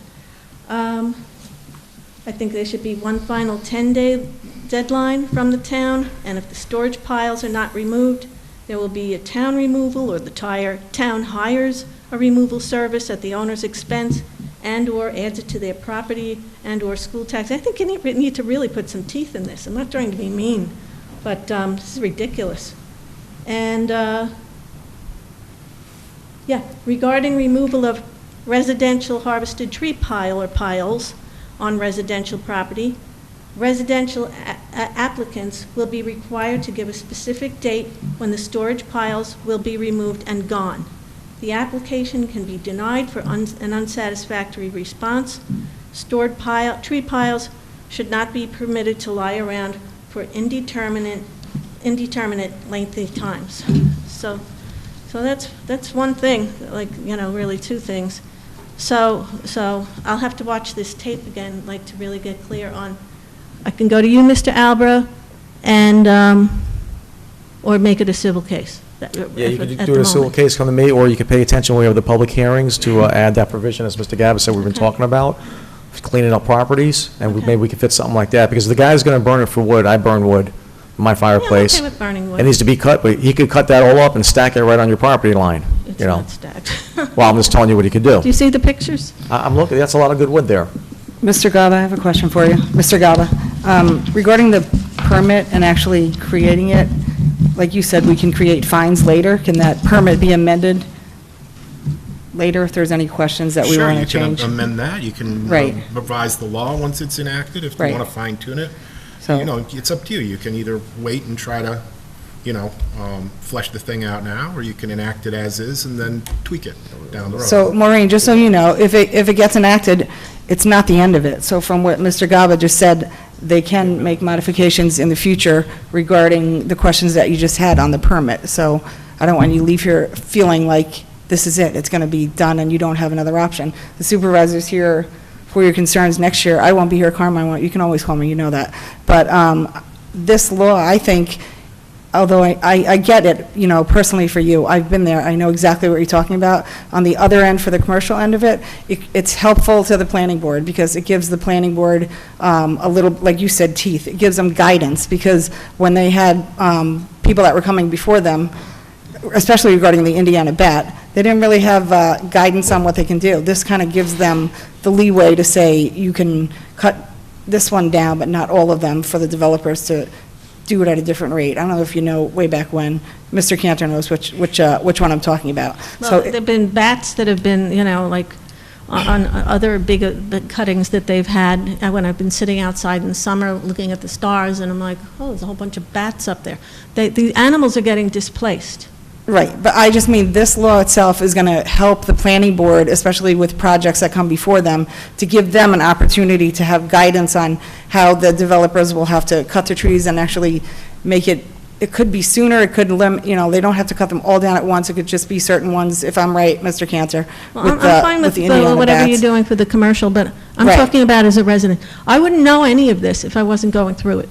Right, I'm just I telling you. don't want to it's- be here. I want to be home getting ready I for get Christmas. it. I'm just telling you I that haven't it's not, it's a good law to start with. If you have other issues, then in the future, they can revise it. They can add to it. They can help I plan the on permit passing, I plan on process. passing that law in Yeah. a couple of months to clean up properties, and we could deal with that. That's what I Maureen, want to do. we're very interested in that type of thing, so you and I Okay. have had some good conversations, and I'm very interested in the property maintenance, but also interested, and we mentioned this, just going to throw it out there now because it's an opportune time, blind spots when you come to a corner and someone's tree or bushes are not allowing you to see down the street so you can turn, so we'd like to explore that type of code as well, but Well, I know somebody who really likes to get trees cut. yeah, Could help. so this is going to be important to work on. You know, as everything that's passed can always be tweaked. Okay, It's not set in stone. okay. I'm going to hold you to that. But, you know, they did a lot of work on this, these guys. We got to give them that credit, and it is a strong basis to start, you know. Okay. It's a strong. And another thing is, and this is really important, how many trees can be cut? I read it and read it and read it, and I wasn't sure, and other people who I asked to read it, and they weren't sure either. So I know I'm not the only one. Where it says that the allowable, that 50 trees per year that are 18 inches diameter at 4.5 feet high. I measured myself. It's 4.5 feet here at my shoulders. And I didn't bring my own garbage can top because it's really rusty and looks horrible. But it's perfect. It's an 18-inch diameter. This, I went to that place, Tractor and something, across from Adams, and he loaned me this overnight. This is 16 inches diameter at this high. That's a really big tree. And, you know, to say that you're preserving trees that are actually like out to here, around, at 4.5 feet high, that's a very big tree. and that you can cut up to 50 if you have 10 acres. I had a question, because I wasn't clear on this, and I'd like to know. Suppose you have 30 acres. Is that 30 trees, or is that, how many would that be? 150 trees? Is it every 10 acres, or just 10 acres or more, up to 50 trees? So, Of these big trees? yeah, so it's more than 15 trees on a property of 4 acres or less. Okay, remember, 6 inches are our smallest size. More than 20 trees on property of 6 acres or less, and more than 4 acres. So more than 30 trees on properties of 8 acres or less, or more than 6 acres. More than 40 trees on properties of 10 acres or less, and more than 8 acres.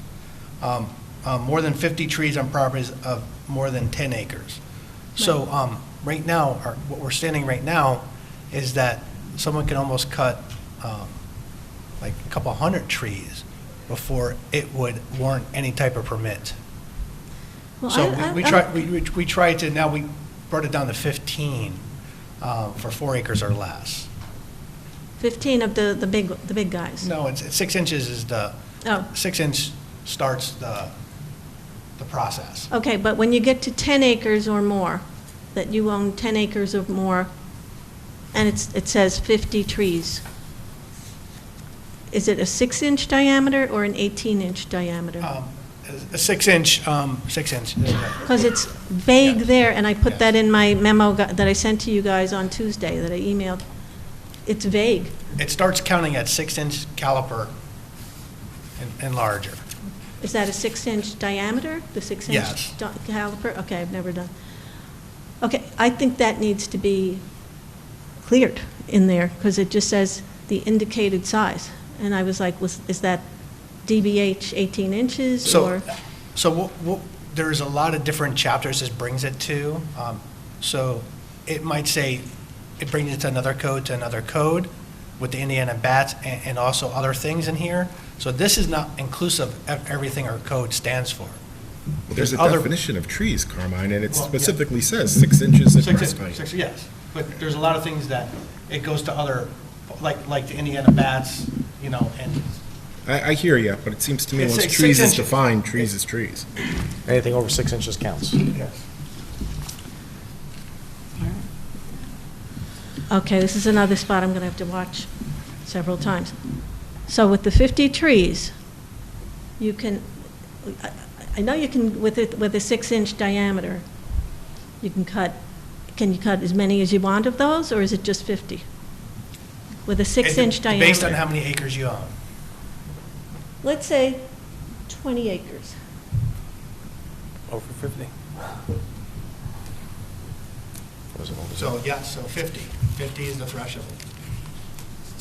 So And if anything you had- after 10 acres, anything after 10 acres. So if you had 40 acres, it would still be 50. So it's not like every 10 acres, it's 50. Okay, that was a question. And what about all the little guys?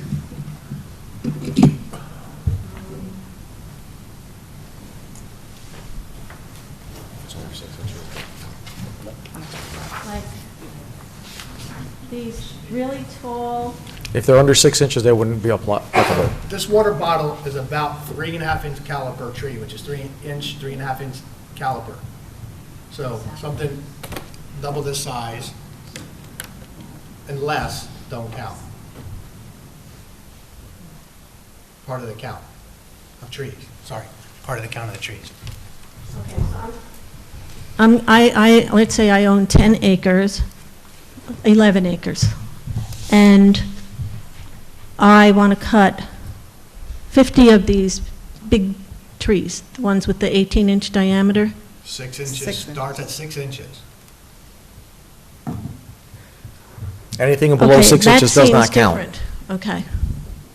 All right, I think it's very, like, to me, it's confusing, because it says in the document, the indicated size, and I was like, where is it indicated? So I think that needs to be. Maureen, that's why I try to reach out to you personally to address your concerns, so I can help you read through it, and I know you didn't want to talk to me because you felt it was maybe not right to talk privately, but what I was trying to do is simply, so we don't sit here and talk about stuff that you don't understand in the chapter, I was trying to address it, and then if you had some more concerns, I was going to bring it to the committee and bring it up in front of them. So I was trying to be proactive to address you directly, not to circumvent anything. No, I don't think you... We're allowed to talk one-on-one, is if you have more than 3 board members, we can't do that because that constitutes a meeting.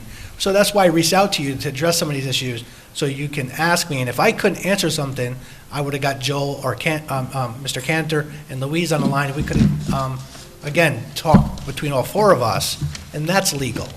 So we could, we could have worked on some of these things together. We're just trying to enact in the law that, so we can get some teeth. Well, I only have a couple more days that I can, so, because I'm still not totally clear on this, so,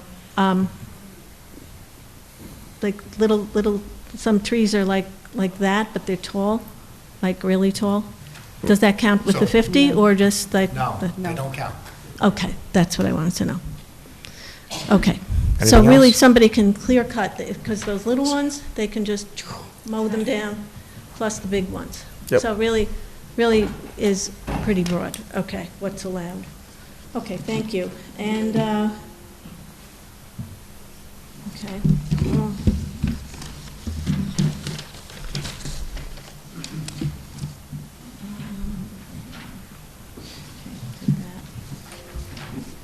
I'm sorry to take so long, everybody. I feel like this is it, because they want to approve this tonight.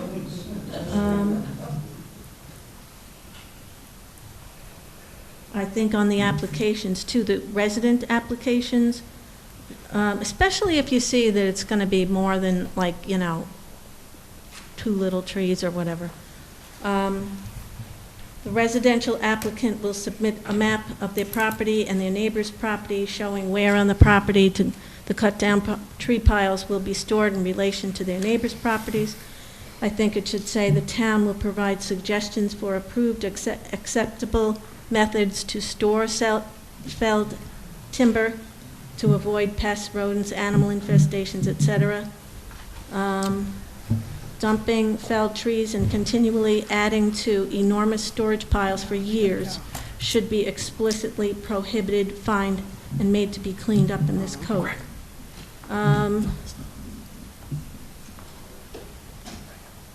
I think this code needs to establish deadlines for how long harvested timber can sit outside on residential properties.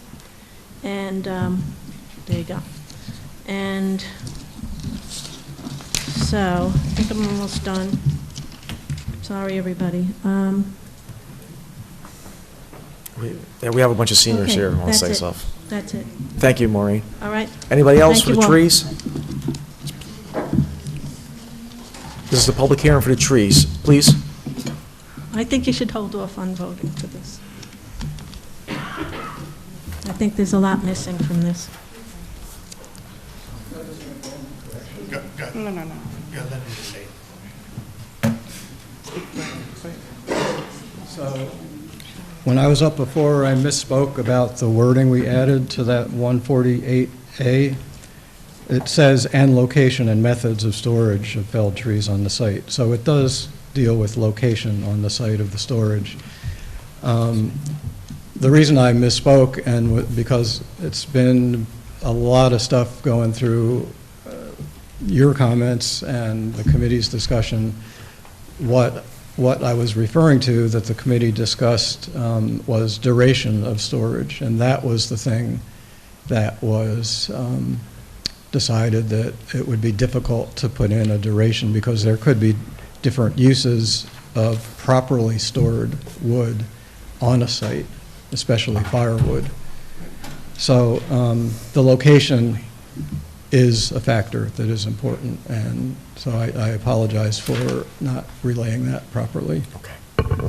Thank you, Mr. Gannon. That's in the law now. All right. Anybody else in the public?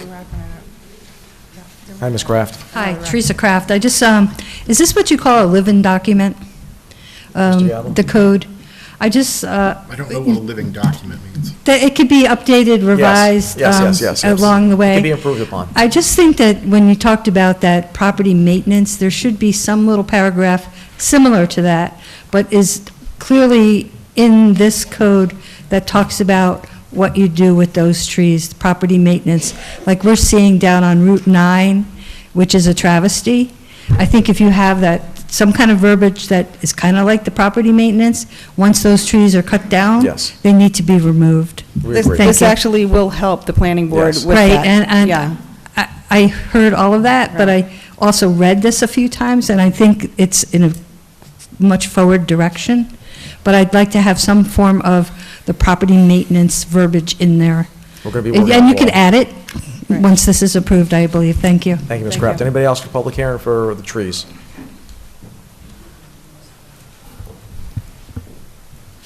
Make it quick. Somebody left this. So I was not clear on this, and I did read through it. So what Teresa was referring to, where there was a lot of clear cutting prior to anything being confirmed that there was going to be a project actually approved. Can you clarify for me whether or not this is going to prevent that? So, in other words, the Indiana Bat could have had a whole another year of environment, and then now that those trees were sitting there for however many months, we've now stripped away yet another environment. So I'm still not clear on the law whether or not the final approval has to be accepted or voted on, and then they can clear cut these trees. Mr. Cantor, why don't you address that, because it affects you and the planning board on that specific question. But quickly, please. Yes. Anybody else want to speak about the trees, raise their hand? No? All right, this is it. So I think I said this at the last meeting, but the way the planning board has to operate right now is without any real rules or regulations. We're kind of winging it. And so we get requests a lot of times from applicants who, because the final approval has not yet been granted, but because the seasonal restrictions are about to start in, request from time to time that the tree cutting operation be allowed to start before final approval.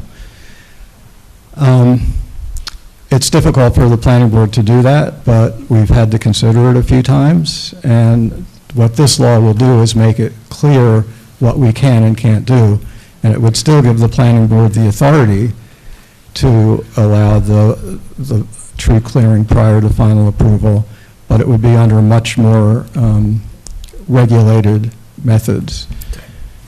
So it's also completely at the discretion of the planning board, so we may or may not approve them. It depends on the situation. Excellent. Thank you, Chairman. Any board members with any questions? Guys? No. I make a motion to close the public hearing. Can I have a second? Second. Louise, all in favor? Aye. Okay, public hearing is done. Next up is the privilege of the floor for general town items. I know there's quite a, what? Bill and Shirley. Yeah. Who's here to say something about Louise? Raise your hand. Bill and Shirley, why don't you guys go first? Bill and Shirley?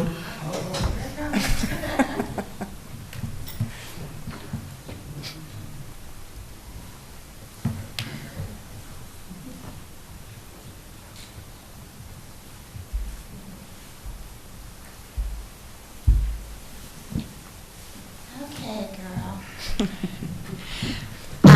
You know what we feel for you. Louise has been helping us with town issues since before she got on the board. We've supported her campaign in the beginning. At every step of the way, she's been there for us, and I'm going to miss you, girl. I hope you come back. I'm going to miss you, too. Do you want to say something? I'd just like to say thank you very much for all the work that you did.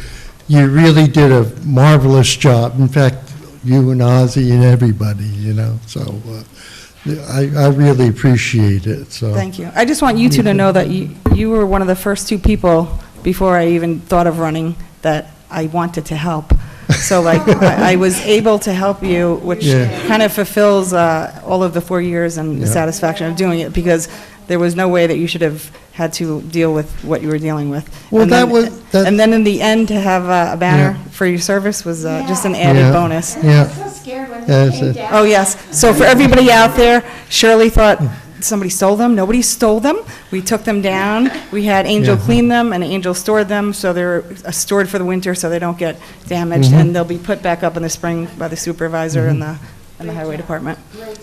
Yeah. Thank you. Thank you. Yeah, Thank you for staying, and thank you Yeah, for coming thank out. you. We appreciate it. This Thank you. board is so much better than the last one we had previous to you guys. Thank you.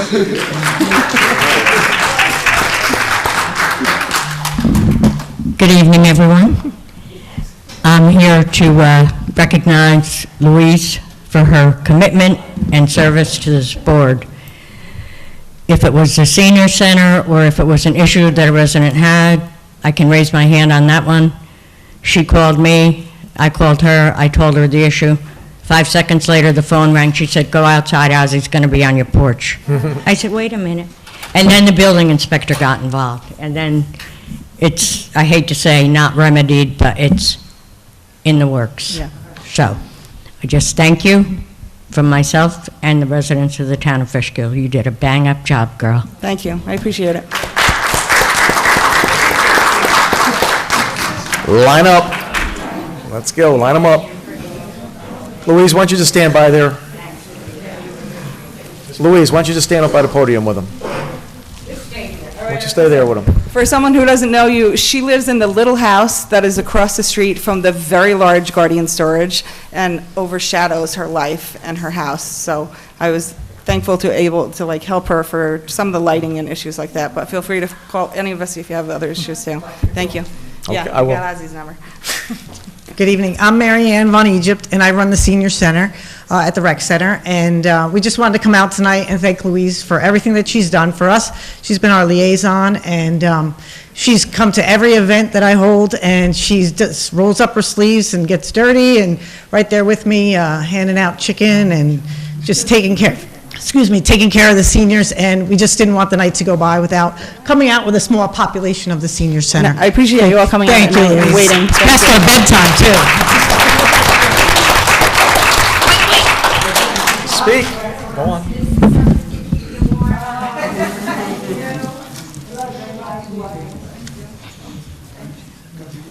Well, no, I will, in a minute. Still, here, give this to her.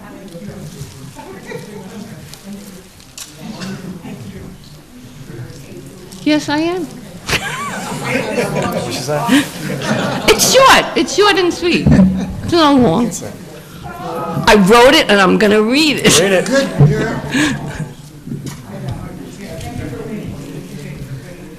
Okay, I'll let you sit down so you can get comfortable. It's just really repetitive of what Mary Ann said, but I want to say, I'd like to personally thank you for all you've done for our seniors, and also as a taxpayer. Okay, anytime anyone needed any help, between you and Ozzy, sorry, you weren't here, you didn't help, no, really helped, okay? And it's just nice to know that taxpayers, seniors, or anybody in the town can come to people on the board that were elected, whether we picked you or not, that you listen and that you try to help us in the best way you can. Maybe you can't always help us, but I've had help just like those other people did, and I really appreciate it. And you were part of it because you were the first one I would talk to. Thank you, That's what I Roseanne. want to say. So good luck, Thank Happy you. New Year, and whatever your endeavors are, I'm sure you'll be fine. Thank you. Thank you for staying. Hi, I'm Grace Martin. I joined the Fishkill Senior Center about 3 years ago. And I can honestly say there is not a time I'm not there that Louise isn't there helping out. Whether it was helping, serving us food, and/or doing what we needed to get pickleball going, and as well as badminton. And now that you are stepping down from the board, best of luck in all your endeavors. And Marion and I are looking to challenge you in a pickleball game. Oh, Carmine will do that, yeah. Mr. Cantor.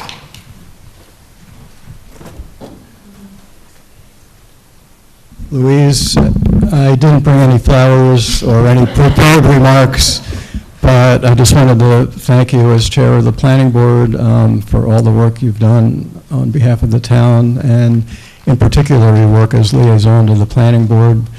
I think Louise attended more meetings than a lot of our planning board members do. I should be careful. But we really appreciate your involvement, and I can't say that I agree with you on all the things that we talked about, but we formed a very good working relationship, and we were able to talk with each other as we did often. So again, I just wanted to thank you and wish you the best. Thank you very much. I appreciate it.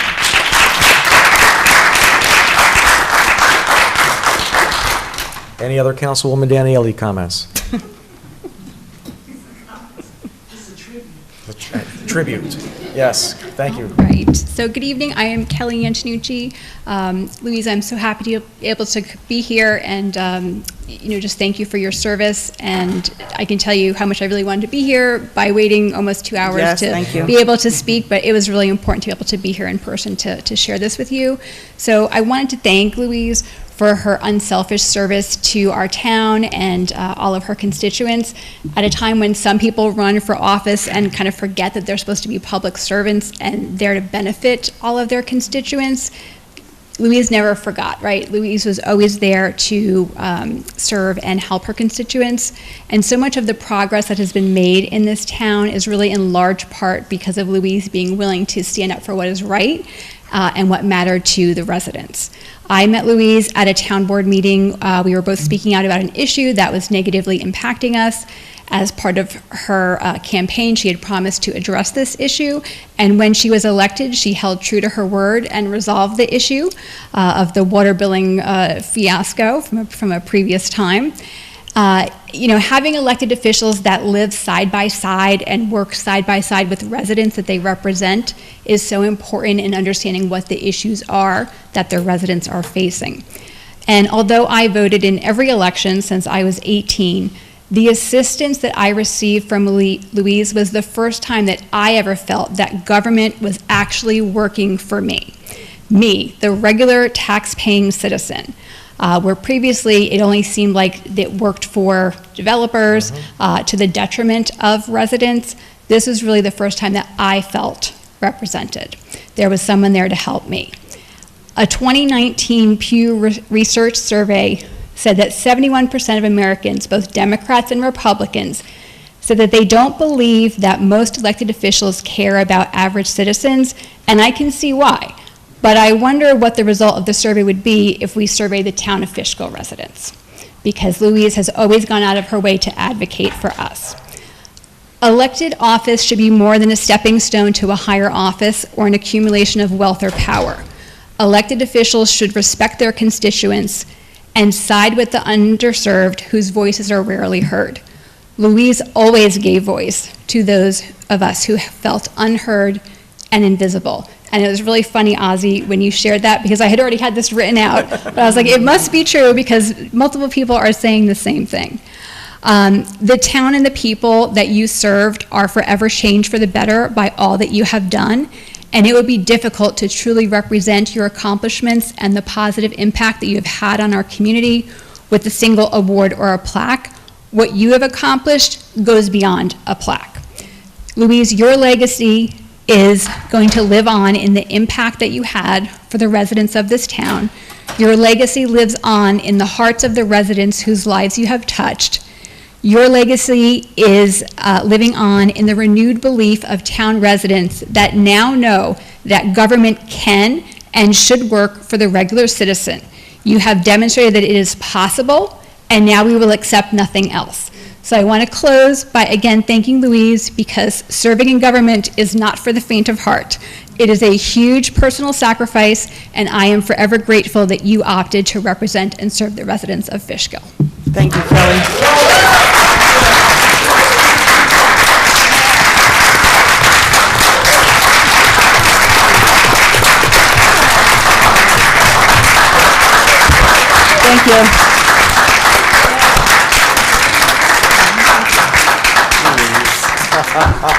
Thank you, Anybody Kelly. else? I appreciate that.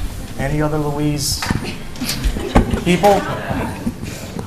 Kenya, you got nothing for her? She did it. She did it already. She did it? Tell us what you said. So Louise's son is here, and Bob, B.O.B., is here. And what I know is that Louise serving on the board before I got on the board, and Louise serving on the board while I was off the board, is really like a family affair. Yep. That means that it takes the whole nation to make sure that whatever she brings forward has the continuity, the delivery, and it speaks to who she is as a person. And so some people will get upset and angry that she's voicing what she's voicing, but I want Fishkill to know that there's a lot of research that goes into every thing that she puts on a piece of paper, the thought process to make sure that it's accurate and concise. Like, this is serious work, even for those of us who are not on the board. And so anybody who has I'm going to say the privilege for her to ring their phone for support, like you, Carmine, and you, Ozzy, like, it's a privilege to have that, because what it does is it gives you, here I am again, it gives you a lens, right? It allows you to see it from how Louise sees it, and it allows you to see it from your lens, and then you put the two together and you come up with what it is. And so, to my sister from another mother, I'm just going to say to you that I know that this is not the end for you. This is a beginning for you in a whole new, different way. So rest for 2 hours after you get off the board, because I know you'll be back to work. Thank you for all you do. Thank you.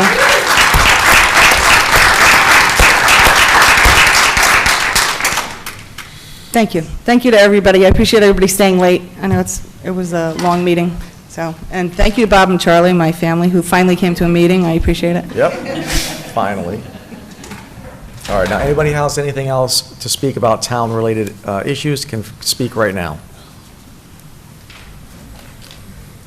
All right. Anything regarding the town of Fishkill, you can speak.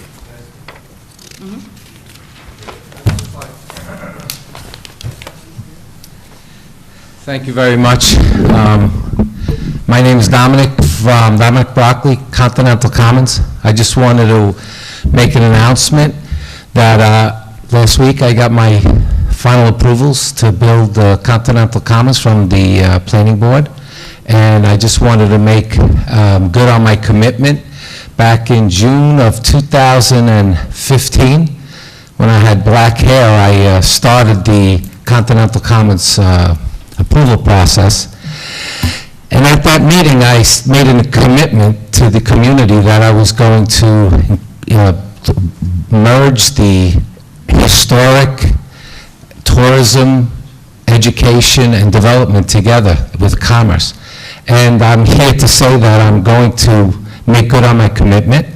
I want to now get the different historical societies, legitimate historical societies together, and I want to create this living museum, let's call it that. I have different buildings that I'm going to honor different towns.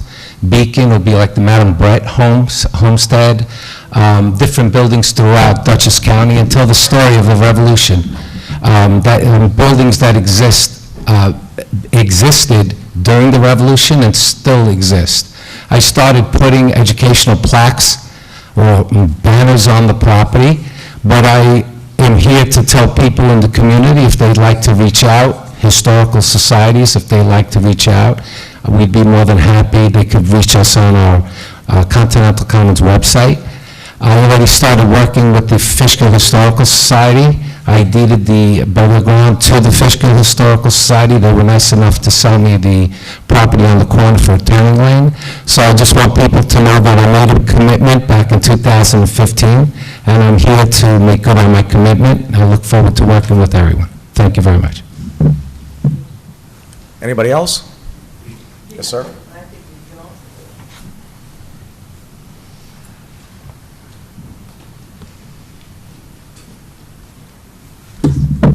Hi, Keith Riley, Friends of the Fishkill Supply Depot, and a resident of East Fishkill.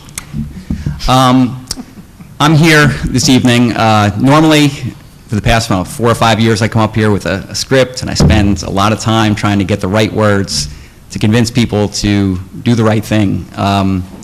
So today, I'm just going to speak from the heart, and I'll try not to be too long. I'll try not to go off the rails, but today was an emotional day, and it still is, coming over here, knowing that, the Continental Commons, the Fishkill Supply Depot site was approved by the Planning Board Committee, so I watched that. And again, by watching the YouTube feed of it, there was never any mention of the soldiers that were there. It was just real estate, it was just land, and to me, it's just upsetting as a social studies teacher, as a citizen, that from the get-go we're not recognizing what took place there. And we're here today because of the soldiers that fought there and served there and died there and are laid to rest there. And we have the Hunter report that states their bodies that are there, and it's a military burial site. So it is the Friends of the Fishkill Supply Depot's belief that those bodies are soldiers of the American Revolution, our first veterans. And people have been advocating for that site for years, well before I got involved. And I'm here with the knowledge based on the people that came before me. And I got involved in about 2016, sort of on the sidelines as someone that's interested in history. I was telling Marty, I think it was like 2007, I was with my kids at Nature's Pantry, picked up a pamphlet. Marty was there volunteering his time, passionate about this. And as a history teacher, I never knew anything about it. I was embarrassed I didn't know anything about this site.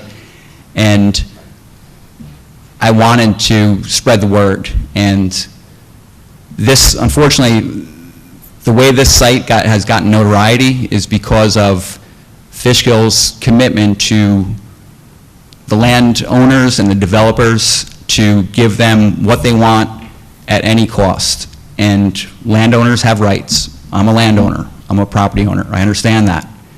But what about the land that they served on and the land that it represents, that sacred land?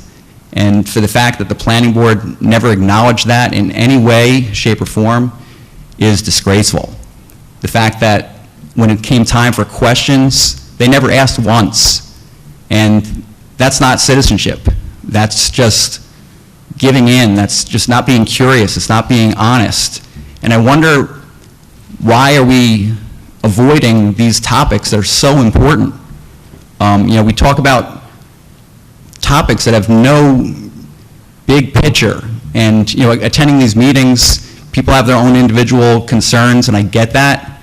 And you do your best to help them out. And I'm thankful that you're here to help people's lives better. But we have to think big picture. People have been living in this area for 10,000 years. And they were able to manage the land in a way that we benefited from it. I'm 51 years old. And in my lifetime, we've ravaged this property. When I came up here, as I played basketball against Ketchum when I was like 15, 16 years old, it was all like farmland. There was one Burger King I think we stopped at after the game. That was it. And since that time, this place has become a parking lot. And, that's our story of Fishkill. And that's the story of America, that we're part of it. We're all partly responsible. We're all trying our best. But we have to do better. We have to do better for those who served this country. And, you have your placard of 1788, wonderful. But we also have to tell the story of we, as a community, let down our future generations. Because when they're going to say, like, yeah, see that? That's where soldiers fought or soldiers served. That once was there, but now it's a parking lot. Because, just like 1974, coming up for the bicentennial, Dutchess Mall probably provided some jobs, but look at it now. It's sad. And I know everyone here are good people. They want to do the right thing, but do better. We sacrifice our time, and you sacrifice your time, and that's wonderful. But we have to do more than sacrifice our time. We have to stand up for things that are wrong. And this year, as co-president, I've tried my best to try to make this a local issue. What do people of Fishkill really want? And people came out and they signed a petition. They signed a petition even though they got bullied by the councilperson who'd show up at their house. How weird is that? They also got, you know, threats of lawsuits. You know, Mr. Broccoli talks a big game about embracing the community. Is suing people embracing the community? I don't think so. Is that the way to win people over? Correct. Excuse me? Correct. Oh, yeah, thank you. And again, you know, this is difficult. And throughout my time, I've tried to think of it, what it is from the other person's point of view. And it's important. And I'm not disparaging Mr. Broccoli. But again, he bought that site knowing it was hollow ground. And if I bought historic sites, if I bought, you know, I think of the Notebook. It was like he bought Francis Marion's house, you know. He didn't buy it because he wanted to turn it into an IHOP. He bought it because he wanted to preserve it. He wanted to be proud of the fact that he's keeping that going. And we do have a final chance. You know, when I'm coming up here, I'm like, I don't know what I'm going to say up here. I might just, you know, scorched earth, just go nuts on everybody. I'm not going to do that, right? But I still think there's hope. You know, this site is set. It's all laid out perfect for an archaeological dig. And it'll take convincing of, you know, Mr. Broccoli, the developer. But also, it could come from you guys. I mean, we put a petition, you tabled it until I thought it was December. And what if you voted, you know, 5-0 to go with our petition? That would go back to the courts and let them decide. Because, you know, in this time, we have had evidence of, you know, Mr. Foreman accepting money years ago, but he accepted money and didn't disclose it. In my mind, that's unethical. And he's going to smirk and he's going to say whatever, and, you know, he got arrested for taking signs. I mean, we can do better. And again, we all make mistakes. We all want to win. We all do things that are maybe a little bit, you know, in the gray area. You know, I teach soul studies. I live in the gray area. I get it. But when it comes time to it, let's show some courage. So again, I'm starting to ramble, but again, I think that it's important because there's so many examples in our history of doing the right thing. And, you know, I went this weekend to the Boston Tea Party site. I participated. And here were these guys that were 15 years old that decided to take on the British Empire by telling them, they knew that this was going to cause all sorts of damage. But they did what they had to do because they felt it was their principle. And here, you have a chance, because they didn't just do it for the taxes, they also did it because they weren't heard by their colonial representatives. There was Governor Hutchinson, who was just kind of he colluded with the British East India Tea Company, and, you know, the people got frustrated because their elected officials weren't really there for them. They were making side deals. They were trying to better themselves. And again, that's part of life, I guess, but let's call them out. And sometimes you need that 15-year-old kid to call them out by taking their precious tea and dumping it in the harbor and make a mess. See what happens, right? You have a chance. And you guys all kind of wring your hands and say, oh, we can't do that. You have a lawyer that gives, you know, advice. What are we so scared of? Let's stop being scared. Let's stop worrying about lawsuits. Let's stop worrying about what people think. Just do what's right for the soldiers of the American Revolution. Again, no one is going to look back 50 years from now and say, oh, I can't believe they didn't pave over, they didn't give the developer what he wants. Think about what wonderful ideas he has. He's going to have a fake Madame Bread house. Isn't that great, kids? Don't you want to go to a fake Madame Bread house? And again, I'm being sarcastic, and I know that. And that's my go-to. But this project that I've been involved with has touched a nerve in me, because this is my time to tell the story of the soldiers that can't tell their story. And no matter what happens with this site, even if we can't convince Mr. Broccoli to do the right thing, even if you can't go forward and you say that your hands are tied, we have won this battle. We have got the Fishkill Supply Depot on the map, and people are going to be interested. They're not going to go to some strip mall, but they will go to that site. They will go to that grave site, and Mr. Broccoli did donate it to the Fishkill Supply Depot. He hasn't recognized that they're actually soldiers, but he at least donated it. And maybe we can go there, and that's it. So that's our call as the Friends of the Fishkill Supply Depot. We will support the memory of those soldiers. We're committed to the education of the Fishkill Supply Depot, and we're not for profit. We're not going to be contributing in any way to the private interests making money off of the work of the soldiers. So to wrap it up, I also made a promise, and Mr. Bucari, Rob Bucari, my coworker, we talked to Carmine. So Luis, you got a lot of accolades today, but Carmine, this one's for you because you have stepped up to become part of the Fishkill Historical Society. And we have here the Hunter Report. And it's a report that shows a lot, and it's very extensive. But there's also some areas where we could probably go forward. So I hope you do take that here, put it into the public record, examine it. I've looked at it sometimes, so I have to go back too, and I'm looking forward to continuing now focusing on this research and see what else we can do and to tell the story as best we can. So on behalf of the Fishkill, Friends of the Fishkill Supply Depot, Carmine, if you don't mind, I'd like to hand this off to you. Thank you. You're here.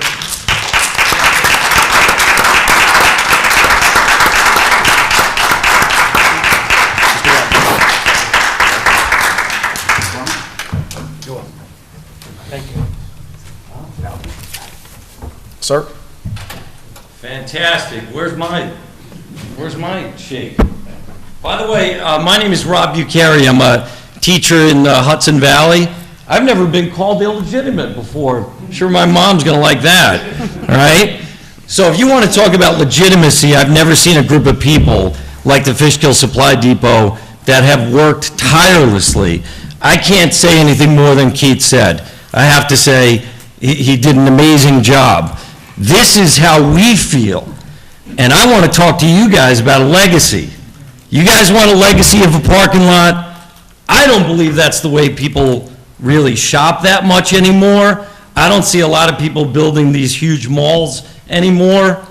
But we have a chance here, like Keith said, to have an actual site. I was there at the Boston Tea Party, the 250th. You know how many people showed up? 10,000 spectators showed up. We are here at the brink of the 250th anniversary of the American Revolution. Wake up! You got a site here that is wonderful. Across the street, you got an asbestos-ridden parking lot. Think about it. Be there for these soldiers. Like I said, I can't say it any better than what Keith said, but I will tell you this. You continue with this, take that guy off the placard. Put an IHOP there, because that's what you're doing.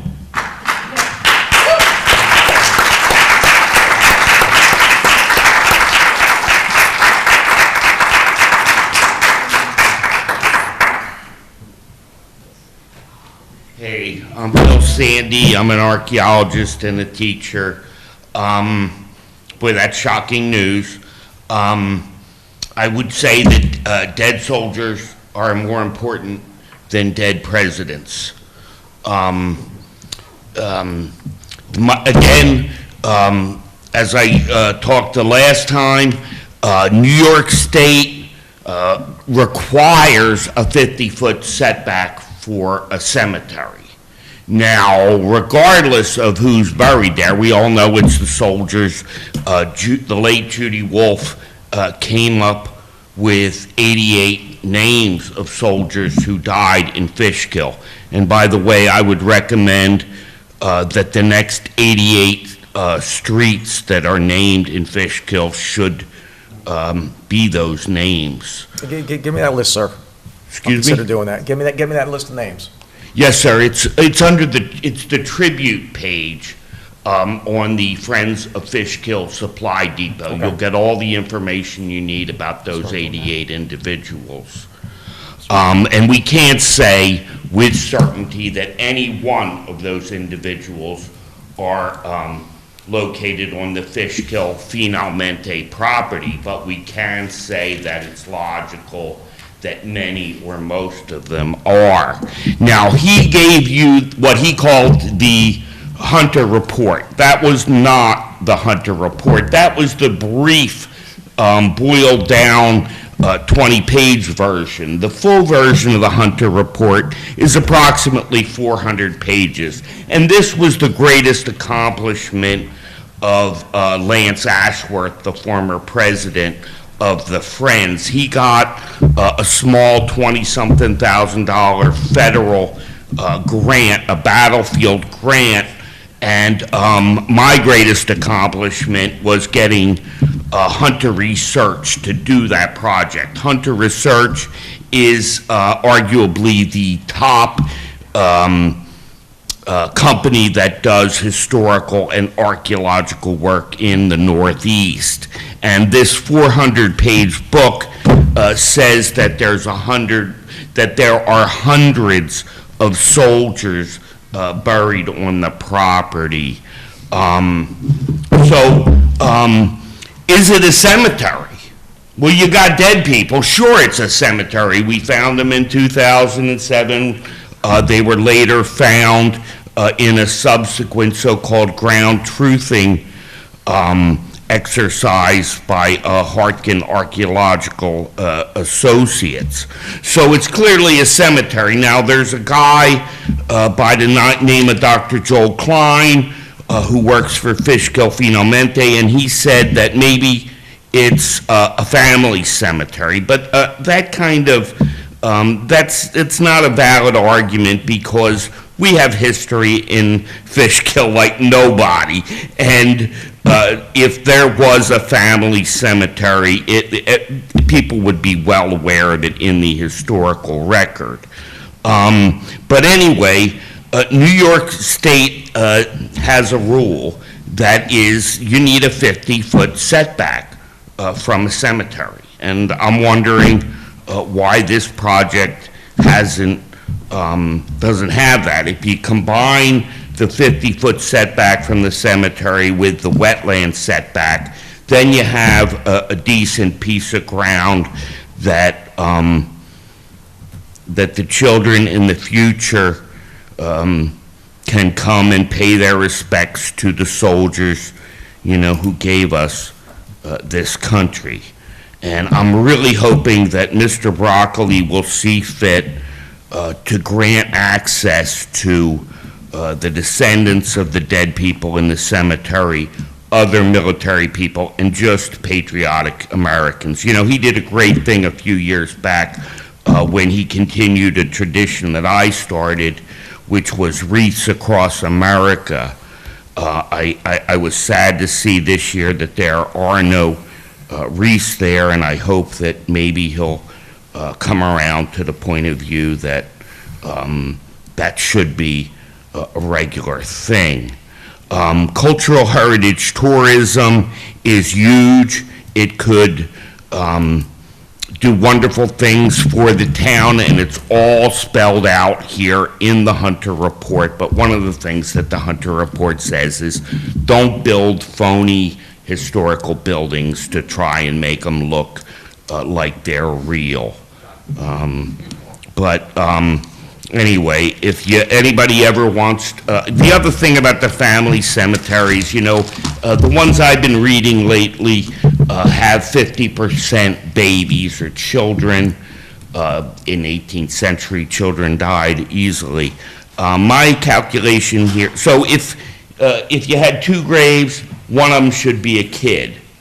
If you had 13 graves, the chances that none of them are going to be kids is less than 0.02%. So anyway, I don't know if you ever have any questions for me, or if you want to see the photographs of these graves, I'd be happy to show you. Thank you, sir. Thank you. Anybody else like to speak? Ann?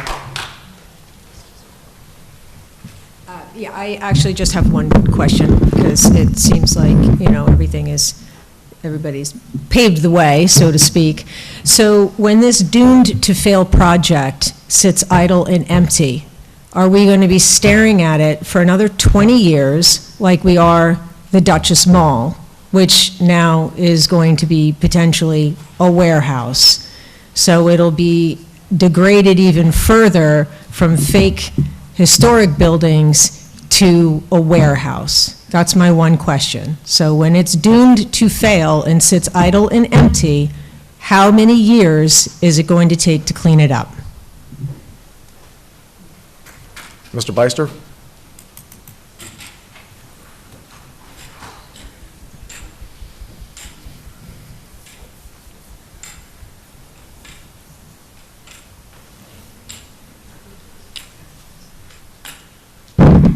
Fishkill Supply Depot was built or founded here in 1776, supposedly by George Washington, coming to realize with his evacuation from New York City, there was a place he had to have for troops, a barracks, and also a place for military storage.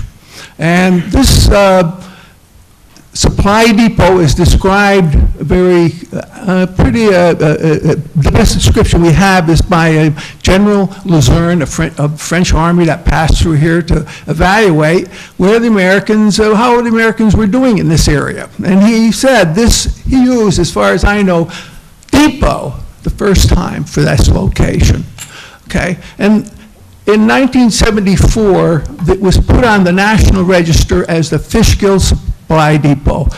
That name, and it was 72 acres to either side of Route 9, and it's going from 84 almost down, actually down to where today is the McDonald's hamburgers. That was 72 acres.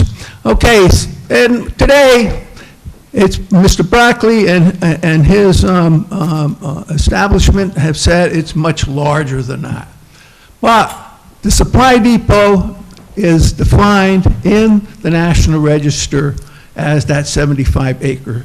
And there's certainly a lot more activity that Fishkill Supply Depot initiated throughout. Fishkills on either side of the river in what they called the Hudson Highlands Department under General William Heath, and that department stretched from Ramapo at the border with New Jersey and New York up into Pauling at the border with Connecticut. And Mr. Broccoli, the Continental Commons, I should say, is building something where they're bringing in that does not represent what's there.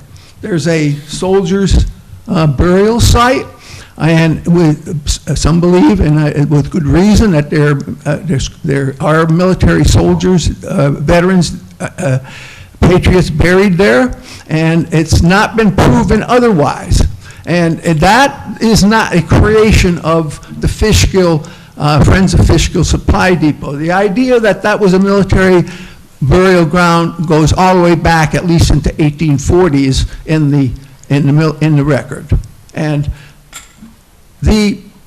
what Mr. Broccoli has proposed to build by bringing in these, I don't know what he wants to call them, replicas or representatives of other historic sites, and put it on there is really a misnomer. It's not representative of what happened there. There was an armory there. I had the opportunity to talk to a gentleman that studied military arms. He came up here, and there's actually a thesis written for master's degree that there was a significant armory at the Fishkill Supply Depot. They had a hospital there. It was in the barracks. They were overflowing to where in, I think it was 78, that General Alexander McDougall had to procure the hospital, which is now gone, the Presbyterian Church, for soldiers. There was an overflow in the barracks. There was just not enough room for all the sick soldiers. This hospital, the site is really, the complete description and significance is scattered over many, many vehicles, over many, many books and documents. And to build on this site without doing the archaeological work, it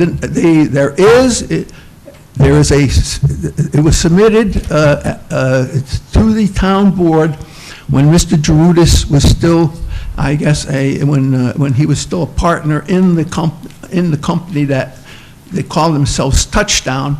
That it suggested that you have a phase 3 historical study done, and that was not done. There is they noted some nearly 30 artifacts that are still in the ground at the site.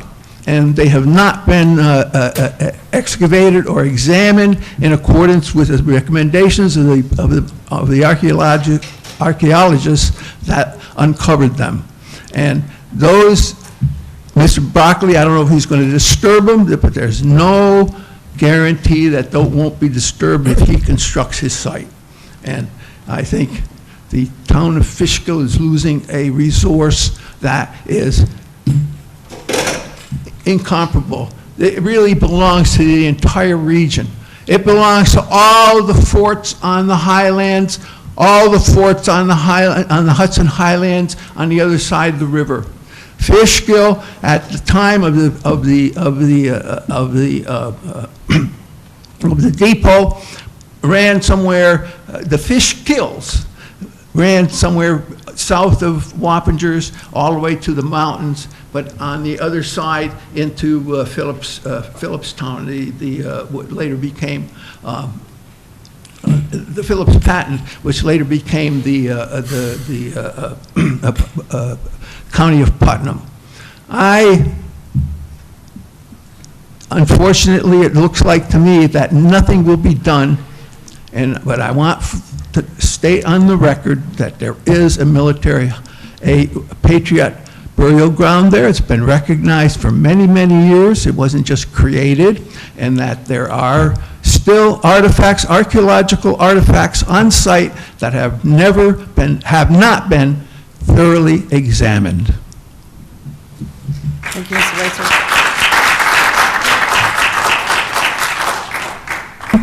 I just want to, thank people for being brave to get up here, knowing that when we drive home after all these meetings, we wonder if we're the next one getting sued. Did they get the health department? Did they pass that? He got the health department approval, but he has 17 other conditions, and he has not complied with an agreement for the burial ground. So I just want to say that we've been I fighting this don't know if that battle. was in writing, Supervisor. He Right. didn't get it in writing. He In said that he writing. had it, so. He told the had it, planning yes. board he has it, but There's it's not 17 in conditions writing. he has to get Right, before so he gets, he needs to get It's 17 not over things yet. resolved before the building inspector gives him approval. It's not over yet, so let's clean No. up the crap on the property. It's an eyesore. Back to that tree law. We've been fighting this for like 18 years, and it's not over, and I'd like to see that you keep fighting it. Thank you. Anybody else? Anybody else? May I say something? Go on, Mr. Broccoli. The podium is yours. The residents of Fishkill would like to hear from you. First, Mr. Riley, I think you said you're a history teacher, and you had talked about the Tea Party was about going against elected officials. It was about the monarchy and going against the king, so you might want to brush up on your history. That's number one. Number two, everybody's saying that there's a Revolutionary War cemetery on my property. There was an article in the New York Magazine. This was a 3-year investigation by Reeves Wiedemann, and there's no evidence. They could not give Mr. Wiedemann evidence of a Revolutionary War cemetery in 3 years. Mr. Sandy said something about the Hunter Report. Mr. Sandy was one of the publishers or co-authors of the Hunter Report. All right. I have a RICO lawsuit against you, Mr. Sandy. Why do you keep trying to throw it out of court? Why don't we just settle it all in court, Mr. Sandy? No, 4 that's not- motions hey, to you dismiss? can I just don't understand. They're you can accusing speak me about of a town going to issue. court. They said, let's settle No, this things is in not a court. debate. This is not a debate. This is privilege of the No, floor but for town items. Mr. Riley said, let's settle things in court, so I feel the same way. As far as Ms. Lagoy, Mr. Lagoy sent a letter to the town that I accused her and the Friends of Fishkill Supply Depot, which I did, of digging up a body and planting buttons on it. You were involved in that, Mr. Sandy, all right? So she said she was going to sue me. Guys, this ain't... Yeah, this isn't She said she was going to sue me. For a point of So order. she still hasn't sued me, and I wonder why. And probably the reason is I have a photograph of her This is how in that civil exact rights spot. happen with So I was not going to bring all this up, but these people are attacking me. Take a 10-minute break. Can I get a second? Second. All in favor? No, I was prepared. You in favor? Well, I'd like a point of Thank order. you very that we much. shouldn't be No. talking about it. Is he Yeah, done? No, we don't need a break. We don't need a break. No, Mr. Sandy, that's Let it. the people finish up. Yeah. No. No, let the people finish up. No. No rebuttals. This isn't a civil suit. Anybody like to speak about something besides that? Why does he get to talk twice? Let's keep moving. Yes, let him talk. Well, we told him not to talk, so we're trying to make this about what the town issues are, not about civil lawsuits that Mr. Brackett Okay. continues to All right, so have. I'll make a motion, take a 10-minute break, and I have a second. Second. All in favor? Aye. All right, No, 10 minutes. nay.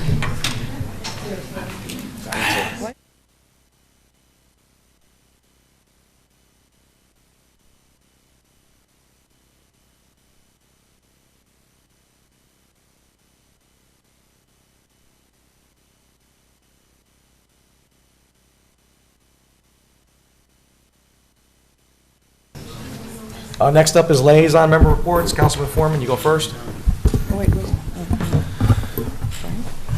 We were reminded how dangerous a job our first responders have. They are on call 24 hours a day, 7 days a week. 2 days ago, a member of the East Fishkill Police Department lost his life in a car accident. He didn't get hit by a drunk driver. He wasn't involved in a car chase. Weather conditions were poor, and he was in his car en route to simply do his job. Tragically, it cost him his life. In this business of being a first responder, you just never know. You watch the news and you hear all about the tragedies in New York City and on Long Island and all across New York State. But it gets our attention and it hurts when tragedy strikes so close to home. Officer Donato, thank you for your service to the town of East Fishkill. Well done, John. Brian? Yeah, I was shocked to hear, we got the text about this tragic accident, and we all agreed from the board side that yes, the town of Fishkill Police Department can step in to the gap that obviously was going on with coverage of the town of East Fishkill, and we certainly knew if they needed our officers above and beyond certain hours, we'd be okay with OT. This is what we do jointly in helping one community helping the other. There's no time that it's better than the other when anyone passes away, but certainly an officer while on duty. And this was a 47-year-old man, and he was 1 year away from retiring. Officer Didata, we just pray for your spirit, we pray for your family, and certainly the town of East Fishkill and the police department, you are near and dear to us during this time, most especially. Highway liaison, I don't think I need to say anything additional. We praised Glenn Schofield here tonight, or we honored him, and Isabel, and Kathy, of course, who's been working there. We're just so grateful for his example and his demeanor and his dedication, just above and beyond any more work in the area and in the county than I even realized. Lastly, I did attend the senior party at the rec center, the holiday party, and that was very fun, very festive, and well attended. And you know, of course, Louise was working hard at it, and Ozzy showed up, and I enjoyed myself working and helping the seniors. It was thank you, Rec Center, once again for a fantastic job. And the employee luncheon today was very good to attend, and we just really honor and appreciate all of our great employees in the town of Fishkill, and we hope that they have a wonderful and happy and safe holiday season. Well done, Brian. Councilman Esteban. Good evening, everybody. So, as I prepare for my transition to highway, we took a lot of time, and I want to thank our HR director, Suzanne Puma. We actually, the process of over 70 people that we looked at for potential positions in the highway department, and also for seasonal. It was quite a task. Still not done doing second calls to some people, but we have a reserve, a bench per se. So I'm pretty happy for that. It was a great process. I made a point to reach out to every one of them to show that I care, and I just wanted to set a tone that's maybe in a positive way of just building that bench for the future. I interviewed some really good people within the town, outside the town, and we try to get local residents as close as possible, because when it snows or when we have a natural disaster, we have to react quickly. A lot of our candidates came from across the river, some from Westchester. It was good to see that we are still viable. It's hard to be competitive when other towns are starting at a higher level than ours. But I was just trying to deliver a positive approach of who I am as the potential, future highway superintendent, that I'm going to set goals. A couple of things that I'm going to work toward is some fun stuff for the guys and for the residents. We just received our new dump truck, which is about a $275,000 dump truck that came in. Quite expensive for one vehicle of your tax dollars. We want to get rec involved and also highway involved, as we're going to launch our Facebook page come January at some point, and then we're going to name that truck. We're going to have a community participation with the highway. We're going to name the dump truck. So to get people involved and realize that we're here, I just want people to come and visit me at the highway garage. I welcome anybody that wants to come and say hi. My cell phone number is there. You can call me anytime. So I don't mean to get emotional, but guys,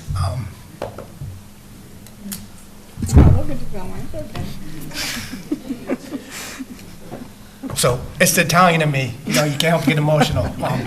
I want to thank you guys for having me on the board for the last 2 years. It's been great.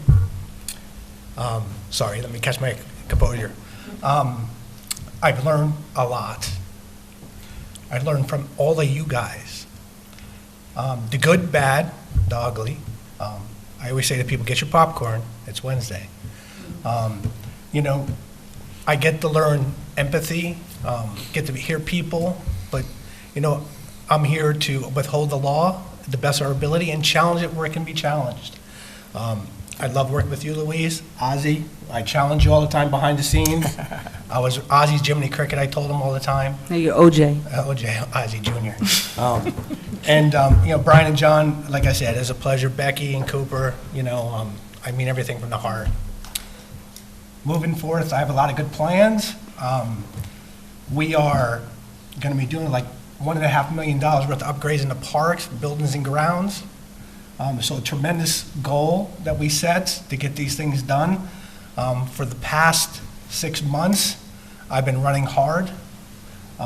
Been putting about an average of 20 hours a week for the town to make sure that anything that we can have conflict in, I try to be the mediator, try to be the person that can see all sides. And I think overall I did a decent job. Did I learn a lot? Can I have done things better? Absolutely. But it was a great 2 years. I want to thank all the residents.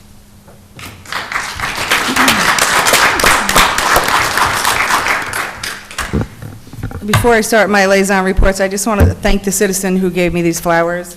The card reads, "Thank you for your service to the residents of the town of Fishkill and for always keeping it real. You will be greatly missed. Please come back." She didn't want me to say her name, but I appreciate the flowers. Thank you. For liaison reports, on December 8th, I attended and worked for an hour and a half helping the Rec Center holiday event for the kids. It was a really great event. They had cookie decorations, they were making frames, they had a really good balloon artist, and of course, Mr. and Mrs. Claus were there for photos. As usual, the Rec Center did a great job, and thank you to all of them for their hard work. December 9th, I attended and worked at the Verplank Garden Club Kids Holiday Craft Event. I helped at the station where the kids filled holiday mugs with greens and holiday bows and beads. The entire day was really nice and well attended. Once again, thank you to the Garden Club ladies for another great event. December 12th, I met with Carmine, Joel, and John Cantor to review and discuss any modifications to the tree law. December 13th, I helped Mary Ann get ready for the holiday lunch by blowing up balloons For the Balloon Arch with Roseanne. December 14th, I attended the senior holiday lunch, which went well and was the largest so far. I believe there was 144 seniors in attendance. They had great decorations and food, as well as great holiday music. I appreciated the thank you that Jay gave me for my last senior event, and I told Mary Ann I would volunteer to help if she needed any help in the future. December 14th, I stopped by the end of the planning board meeting. I had an event to go to before that, and I was able to thank everybody on the board for their service, which I really appreciated. December 18th, I attended the Village of Fishkill special meeting regarding an ambulance contract. December 20th, today, we had our holiday employee lunch presented by Suzanne. The food was excellent, and it was nice to see everyone. For my continued liaison reports, this is a part where the liaison report has turned into just saying what we've done. So I would ask to please not be interrupted while I take some time about telling everybody what I've done for the past 4 years and acknowledging people I've met along the way of my political journey, which will end when my 4-year term ends at the end of this month. I used to have to time my speeches to 3 minutes when I spoke before Bob Lacola's board from the audience. When I first started, I called that the free speech timer. Tonight, I'm not timing myself, and I was happy to be a part of taking the timer off of people being able to speak. Those who don't know my story, I began coming to board meetings in 2018 after receiving a letter from the Water Department under the direction of Supervisor Bob Lacola that threatened if I didn't put a smart meter in my home, I would be fined my average quarterly water and sewer bill until I complied. I received this letter after my water district paid 130% for 3 years to repay back money that my district never spent. I didn't take that threat from my local government lightly, especially when I didn't think I was given proper notification about any of it. I came to my first meeting back in 2018 with intentions of venting and hoping that I could convince the board to create an opt-out. The board heard me talking that night, but they weren't listening. After I spoke, I began to meet residents who were receiving large water back bills, people like Bill and Shirley, who took the time to come out tonight, and my neighbors and friends and fellow residents. And I met one person named Dennis Healy, who he heard me when I was speaking, and he didn't want the meter either. The fact that nothing was changing made me realize if the board wasn't going to make the changes that were necessary, I would have to have a vote on the board to get it done. So I ran for a seat on the town board. 2 years later, with the assistance from my fellow board members and Mr. Bryant Nugent's excellent legal guidance, we were able to resolve that very issue. One of my greatest accomplishments was rectifying the water meter back bills and creating an option for those who didn't want the smart meters. I was proud to have given a voice to those who didn't know they could have one. I didn't do it alone. Ozzie, Jackie, and Kenya voted with me. Running for a political seat is hard work. As my friend Ori Brockfeld, who was a Republican on the original board, said to me, 0.01% of people actually run and win. So it is an accomplishment to earn a seat at this table, and truly an accomplishment to actually make a difference and create positive change. I spoke with Ori recently, and he reminded me that I ran for a purpose, not for politics, and that I said that I would stay for 1 term after I accomplished everything that I set out to do, and I have. My 4 years were a roller coaster ride from the beginning to the end, and trying to navigate the stress of being harassed my entire first year and being sued for the first time ever in my life, even after being on the state police for 20 years, although that lawsuit was only on paper to threaten me, by someone who didn't like me asking questions about him, legitimate questions. But as we began as a board in 2020 to make decisions that were in the best interest of our town and the residents that we live in, the real lawsuits began, from unhappy developers who had deep pockets and a sense of years of entitlement. One of those lawsuits was after we stopped the Rolling Hills project. That was the entire prior board, a bipartisan decision. 3 Democrats, myself who was an independent, and 1 Republican, Ori. With the help of our attorney, Mr. Bryant Nugent, we won that case, and we set legal precedent that a sitting board was not bound by a prior board's decision. There were also the threats and eventual lawsuits from the local politically connected lawyers who were in most cases also connected to the developers instead of representing the people of our town. 100%. I have also been a part of creating numerous laws to give people opportunities to speak, to protect our aquifer, our historic areas, cell tower regulations, all the way up to tonight's tree law that we're trying to enact. A bipartisan comprehensive plan committee, a police reform law. I was also proud to be a part of finally removing the tax collection fee, a fee that should never have been established.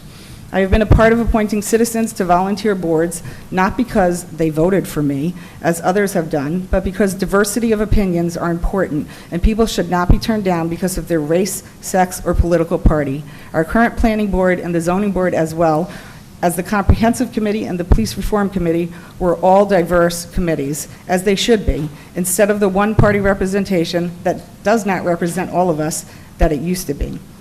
During my 4 years, I've lost many people close to me. My friend Pat Lewis, who taught me all about politics, my good friends Carolyn Brophy and Tina Griggs, and I also lost a person who taught me how to be strong and never give up, who was there for me through the good times and the bad times of my entire life, and she's still with me, my mom, Teresa Daniele.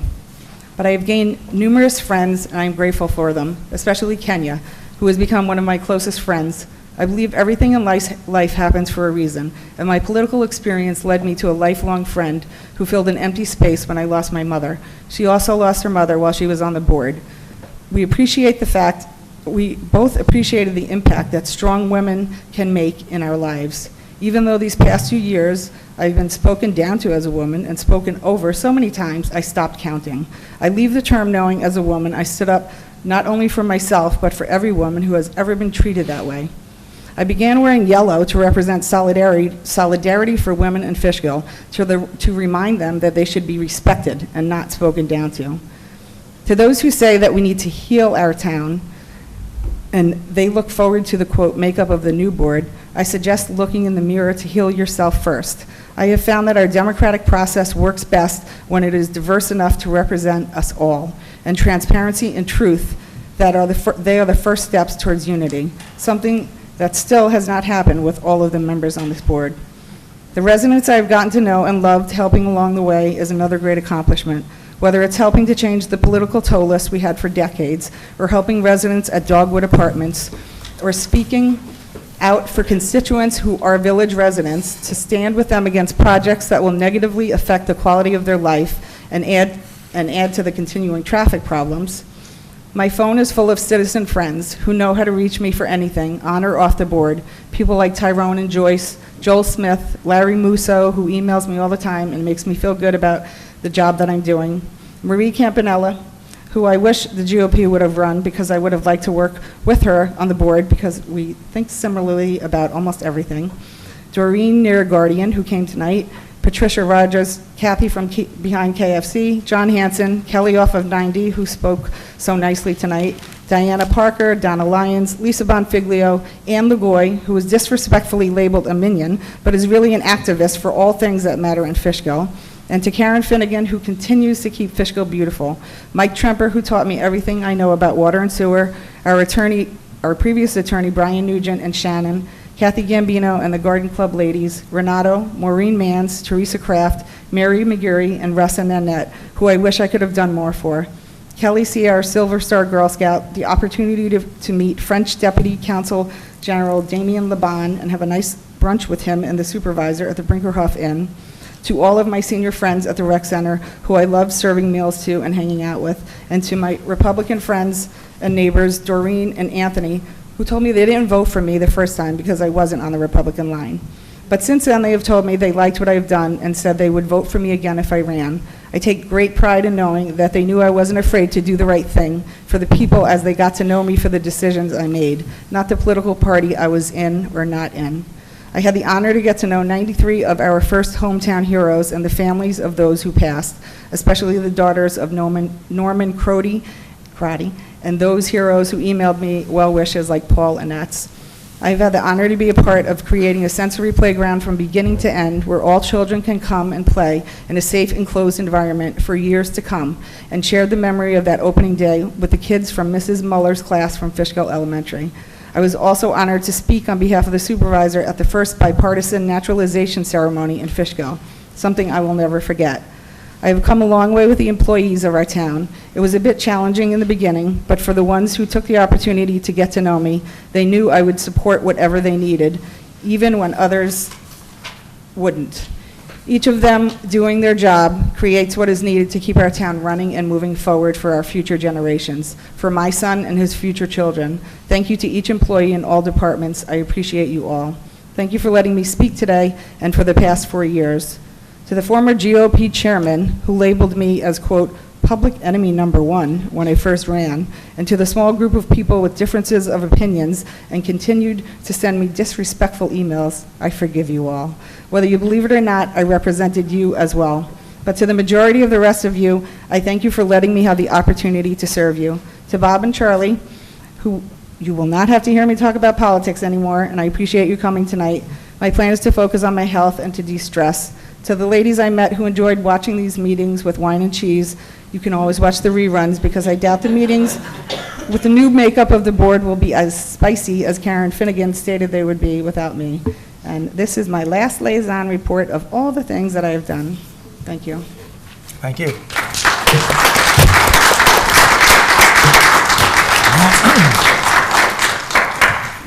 I had just one issue. We have a water leak in the Brickerhoff Water District. The leak is across from the Brickerhoff Elementary School. You've seen water provider Camel Pollution has been on the other side of the street. They cleared out some trees and they built a temporary road. They plan on making the repair next Thursday, so being proactive when the school's closed. If it gets worse, we might have to act on that earlier. I'll be including that in our eGov message on Friday, all the details on that. But you might be out of some water Thursday for maybe 4 or 5 hours. I'll get the exact details on that for you guys that live in a Brickerhoff Water District on Friday, and with a follow-up probably on Wednesday night. Next up is, we did presentations. All that stuff's done.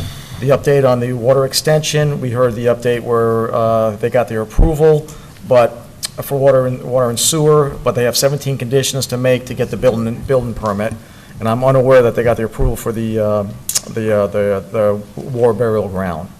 Anybody have any questions? Would you want to start with me? Or there anybody else? Anybody want any questions on this, on number one? I have a, they can start. They have nothing. They have nothing. I have one question. Based on evidence I have recently learned, Mr. Foreman has an indirect relationship with Mr. Broccoli. He owns property with Mr. Broccoli's cousin, who on his behalf requested funds from Mr. Broccoli to support Mr. Foreman's political campaign.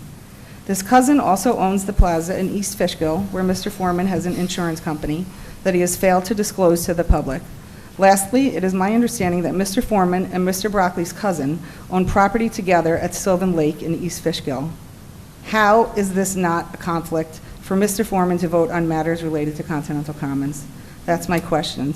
He has a conflict, he's had a conflict, and he should not be voting on anything to do with Continental Commons.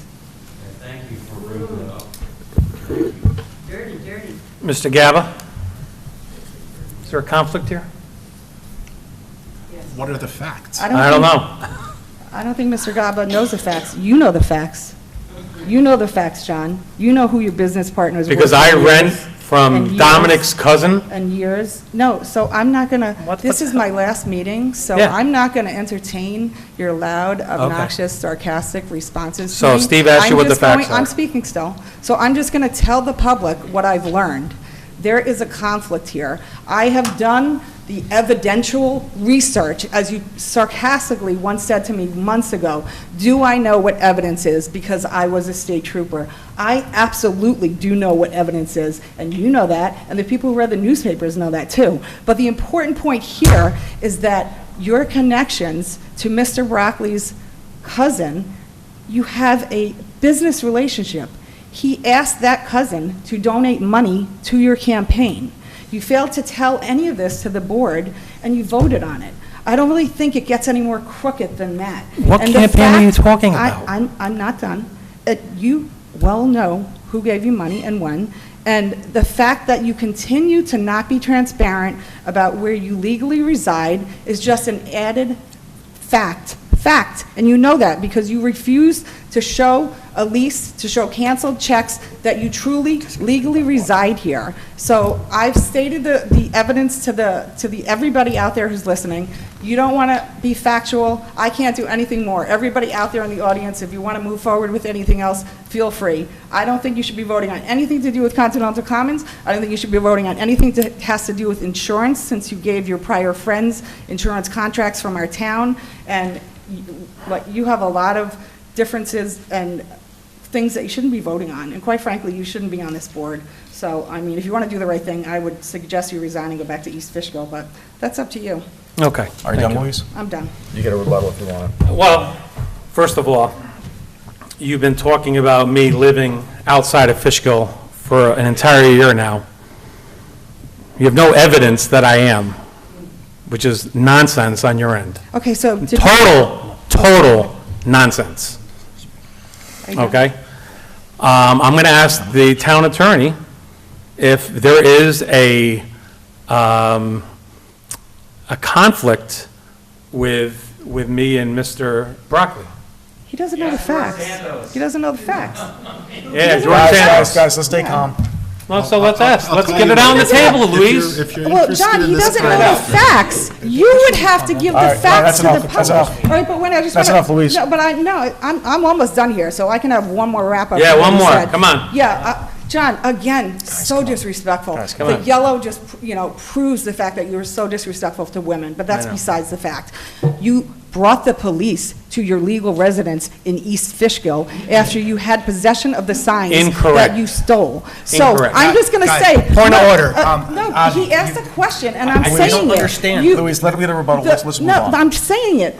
If you prove me wrong, John, show the receipts that you have a lease and you have canceled checks. Otherwise, you simply stay in a room of someone's house that you use And their I've been there for address 2 years. It doesn't matter. It's not your legal residence. It's I'm going not? to move in with Ann LaGoy and run for the village mayor. State of And New I York won't says put it's my anyone- legal residence. So it's You're segueing. ridiculous. Louise. Yeah, I know. It's just like, on, Louise. it just wraps up the fact Louise, you've that- been talking about it for a year. Yeah, and you haven't been have talking nothing. about facts. All right. But you get to talk, and you get to say, I live here, I don't live there, and you have nothing. I have everything, You John. have nothing. It's you who has nothing You make a lot of about noise. truth. Yes, I make noise because it's important to me to represent the people who Yeah. legally All right. reside in this town, and you do not do that, John. All right. And you need to go back to East Fishkill. All right, Discussion, to where you live. discussion item number 2. No, I want to ask if there's a conflict. He doesn't know that. You haven't told the truth. When you tell the truth, you can ask if there's a conflict. You haven't told the truth about anything. You don't disclose anything. Oh, So- you said because I rent from Dominic's cousin in my office. You No, said that's I- a conflict. I could read it again if you'd like. No, But no, what no, I- no, that's what I- enough. what I Next up said- is what I said- discussion what of I traffic said camera was placement. that Louise, come on. Come on, seriously, this is like our town's business. What I said was that you have a conflict because you have a business relationship with Mr. Broccoli's cousin that you failed to disclose. He asked Mr. Broccoli to give you financial donations to your campaign. Right there, you got money and... 12 years ago, he sent me a check. It doesn't matter. 12 years ago. So you just admitted to the evidence, okay? You just admitted to it. And the family connection goes on. Yeah, so... Like I said, you can talk snotty, you can be disrespectful, you can say whatever you want, but the people out there know the truth. If you don't I want to know. prove All it to right. them, They do know then the that's truth. on them. They know the truth. You live in They East do know the Fishkill, and truth. you should go back to the trailer where you So, live in East Corman, Fishkill. give us an update on number 2, the cameras. We're in number 2 discussion. Cameras. The camera on Merritt Boulevard. We need to have a little bit more control of the meetings like this, okay? What? We need to have control. We're talking about water on Continental Commons, and it went to political. Okay. You guys can debate this whenever you guys want.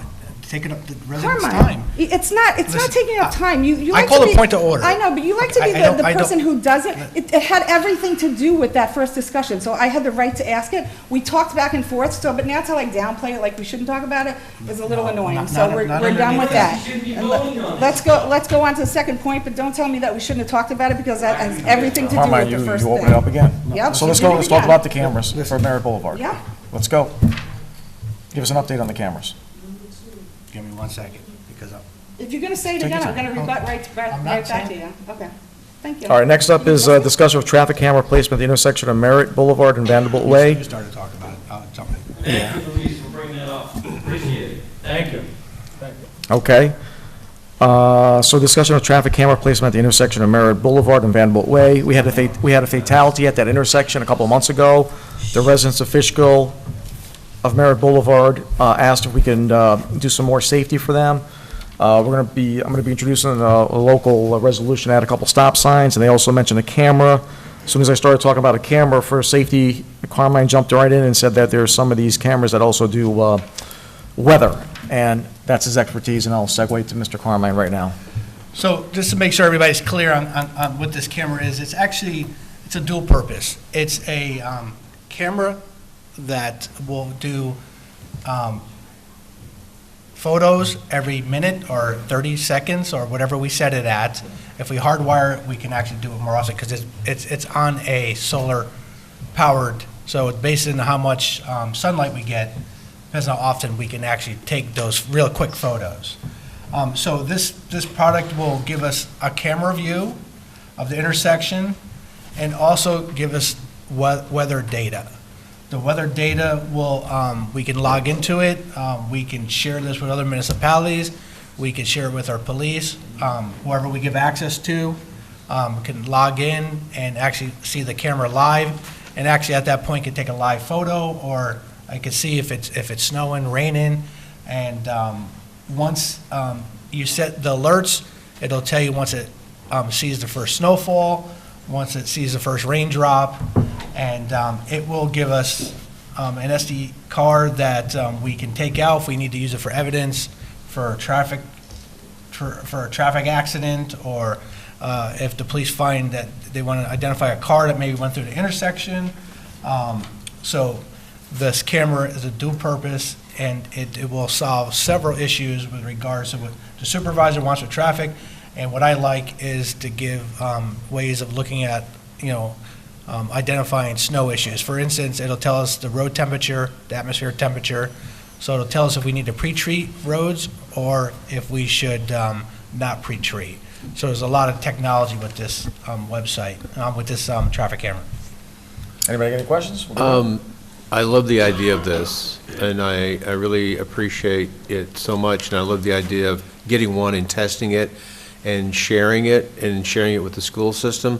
But I will say, if we're going to get a bunch of these things and the school system is participating, I really think they should be helping with some form of financial participation, in covering these things, because it is our citizens' dollars that are paying for it, and we're doing a great service for our police and maybe the village, but they take a lot of our citizens' tax money, and this could be saving them a lot of extra time for sending buses out, sending people out, as you eloquently pointed out, to go take a drive and see how bad the snow is somewhere before they decide to cancel school or something. So I just think that there needs to be a little bit more economic participation. Should we get to that point, and I know that we'll discuss it then. Yeah, so if I could answer your question, Brian, or just give you my opinion on the matter, is that if we share it with them, the school district, if they like the product, which I'm going to bring this product to other superintendents within Dutchess County, because we all can share the same cameras. Other municipalities in other states actually do share that within their counties, and they all share that camera to check out weather. So for instance, the Beacon City School District or the Wappinger City School District, the Wappingers District, they'll send out a driver at 2 o'clock in the morning to go check the roads to see if there's, any, snow, ice, or how bad the mountain is. So what this camera will do is bypass that, and you log into the cameras live, at 2 o'clock in the morning, you can see the weather conditions. So ideally, if we start with one, and if it works out great, we can actually, ideally would be 3 cameras, one down there, maybe Brockway, an intersection down there, over Merritt Boulevard, and then on top of the mountain near Sharp Reservation. Those are our 3 different atmospheric points where it'd be ideal, because it's crazy. It's down near Brockway, it's raining because you're near the river. Up on the mountain and Sharp, it's snowing. Yeah, So- I think this is a great tool. Instead of just like little snow up on Van Wyck Lake Road, we only put salt down in half the town. And that's our big problem, is this chlorides and the salt content to take care of our aquifer, which is a big problem. So this is going to be an excellent tool to try to really focus on what needs to go on the ground. I have questions for it. I agree with what Brian said, maybe Brian in the future can reach out to the Wapito Central School District and see if they'd be, interested in doing that. Probably not, because, they don't usually give us, they only take our tax money. But I have issues with the privacy issues. I realize why you want to do it. I know you want to be proactive for the roadways, for safety and for stuff like that. But I think if you're going to do it, you should have a policy in effect as to who's going to watch it, as to who's going to be able to utilize it. What if other people want what you see? Like you may see other things besides just what you're looking at, which could lead to other discovery kind of questions. So I think there's more that should be looked into, but I'm not opposed to it completely. I just think you still have some questions that should be answered. So, no, that's a good point, because when the supervisor, I wanted to get the supervisor on the conference call or the Zoom that we did, so let him educate, what this is all about. For like sometimes the police in other municipalities, when we were talking, they've actually used it to see if they discover maybe somebody disposed of a body. They wanted to see if it was on one of the cameras, or if there was some, a hit and run that they identified. So yes, you guys could do a policy. If there's a crime, I plan on looking at the cameras. Did Just you be say, upfront with everybody. Carmen, did you say that there was a Zoom that was recorded that we could take a look at? Oh, I don't know if that was it recorded? No, we can get the information. We can get it to He Brian. was asking, we had a meeting at the highway garage a couple days ago. Oh. So who's going to monitor the cameras?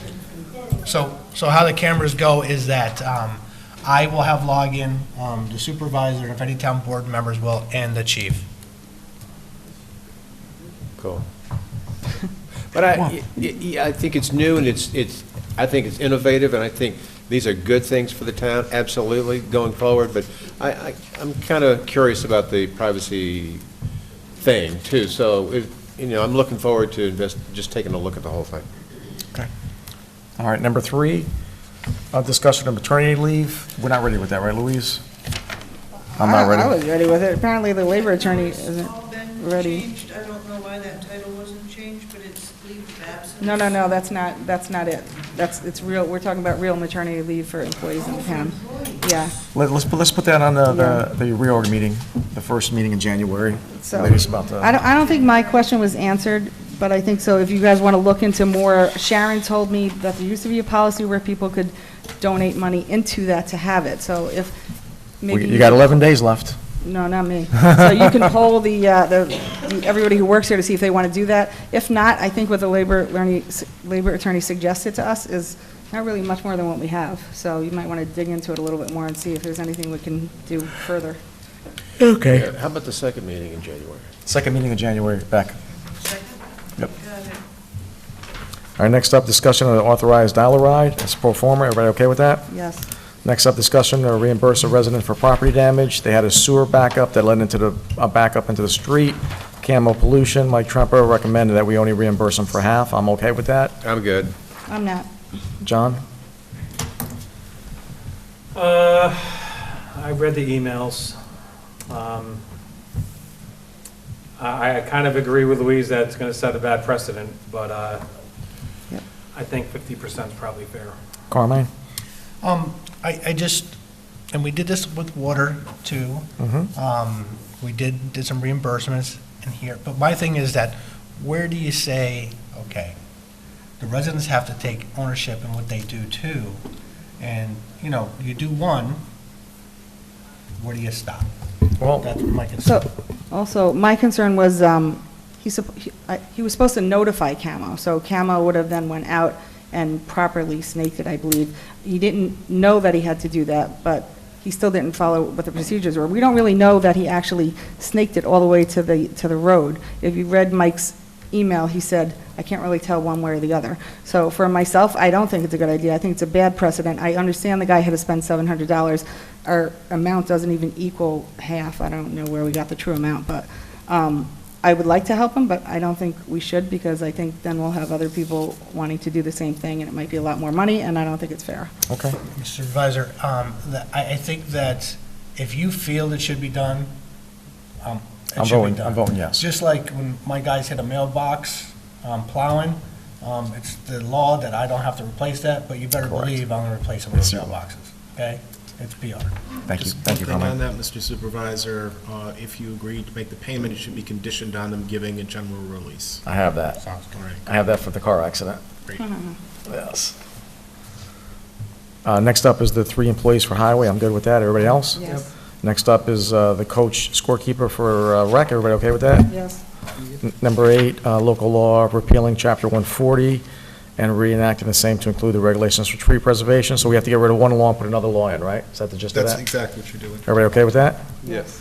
Number 9, reappoint Board of Assessment member Thomas Del Pizzo. Everybody okay with that? Yes. Yes. Number 10, discussion of resolution order of the town board calling a public hearing for the consolidation expansion of Glenham and Blodgett water districts. Can we set that for the first meeting in February? Is that reasonable? Yeah, sure. Didn't we include a date in the resolution? I think there was. What was the date on the resolution? What was it? Yeah, I thought it was January 17th. It was. Can I Well, check, you can we? could set it for whenever you want. What's the first- what's the Actually, first- that it be held in January because we're facing a deadline on the consolidation. Yeah. Want to get it done by March, and it's going to be subject to permissive referendum. So let's- State money we've got to spend, right? Well, you want to take advantage of it. Exactly. All right, leave it as is. Okay, that's fine. Yeah. Next up is discussion resolution authorized renewal of the liability insurance pro forma. Next up is, Question. yeah, So the increase to our liability insurance was $25,000 this year. okay, So I haven't reviewed the loss runs, okay. but I'm thinking maybe this should be going out for bid next year. I'm okay with that. Yeah. I'm okay with that. We had a bad car accident a couple of years ago. Cost- Yeah, I know, but that was several years ago. That's all, that should be off the list. That doesn't stay on forever. Exactly, so that should be off the list. That last year it went up again. So this is, Talk to Sharon, so, first quarter, second quarter of '24, we should start working on it. I love, great idea. Supervisors, when you consider workers' comp policy, I think you should also get bids for that as well. You okay with that? Yeah, absolutely. Set All of right. friends. All right. Okay, now this is the one that's a little tricky. Number 12, discussion of enforcing town laws outside business hour on weekends. So, Mr. Gabb, a lot of these guys do stuff on holidays, weekends, when no one's around. What do you suggest that we can get that taken, we can counter that? I don't understand. Yeah, I'm trying to understand this too. Let's say there's a violation, a building violation on a weekend or a holiday, and the bill inspector's in Florida and there's nobody to do anything. You surely have an assistant building inspector. What if he's not here either? We have a police department. Yeah, they don't usually get involved in code violations. They should. though. I don't know why they wouldn't. Well, they can issue tickets, but Well- having a determination that there's actually a code violation is something you don't often Well, entrust to your my police point would be, I know the citizens have called me to complain that there is something happening, and they've called the police, and they don't come out. They're told, we're not coming out. So I would like if the police commission requested and directed the police department to go out, at least go out and investigate and document what happened, and then they can turn it over to Joel if it really is a violation.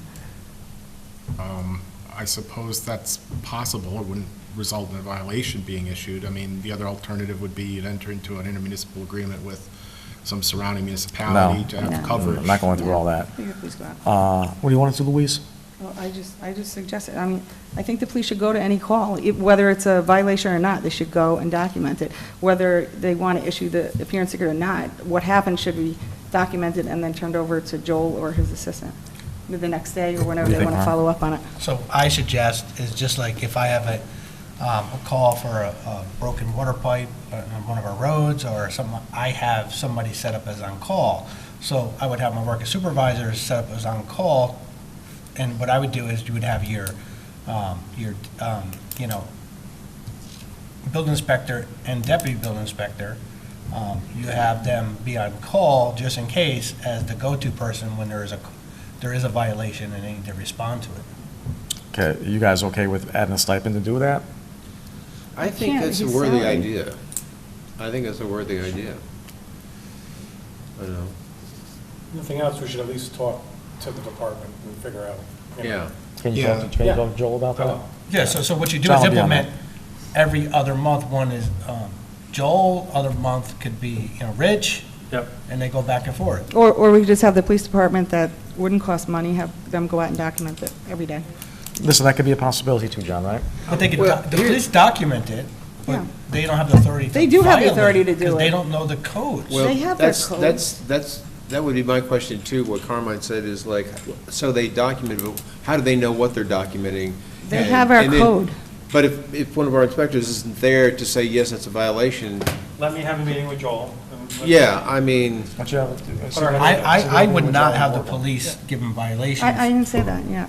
They could, though, they could. could document No, they actually have the authority to do that, but whether they're going to or not, I feel the sense of they won't because of what we heard about the beggars at the front of Walmart, but The laws in New York State, there's like 30 volumes. So if the cop knows that, like environmental law, whatever law. even if they don't, just total law, Mr. Gavin, what's your opinion about having them? There's an Documents, enormous documents. difference between issuing a building violation and issuing a ticket for a violation of the criminal code.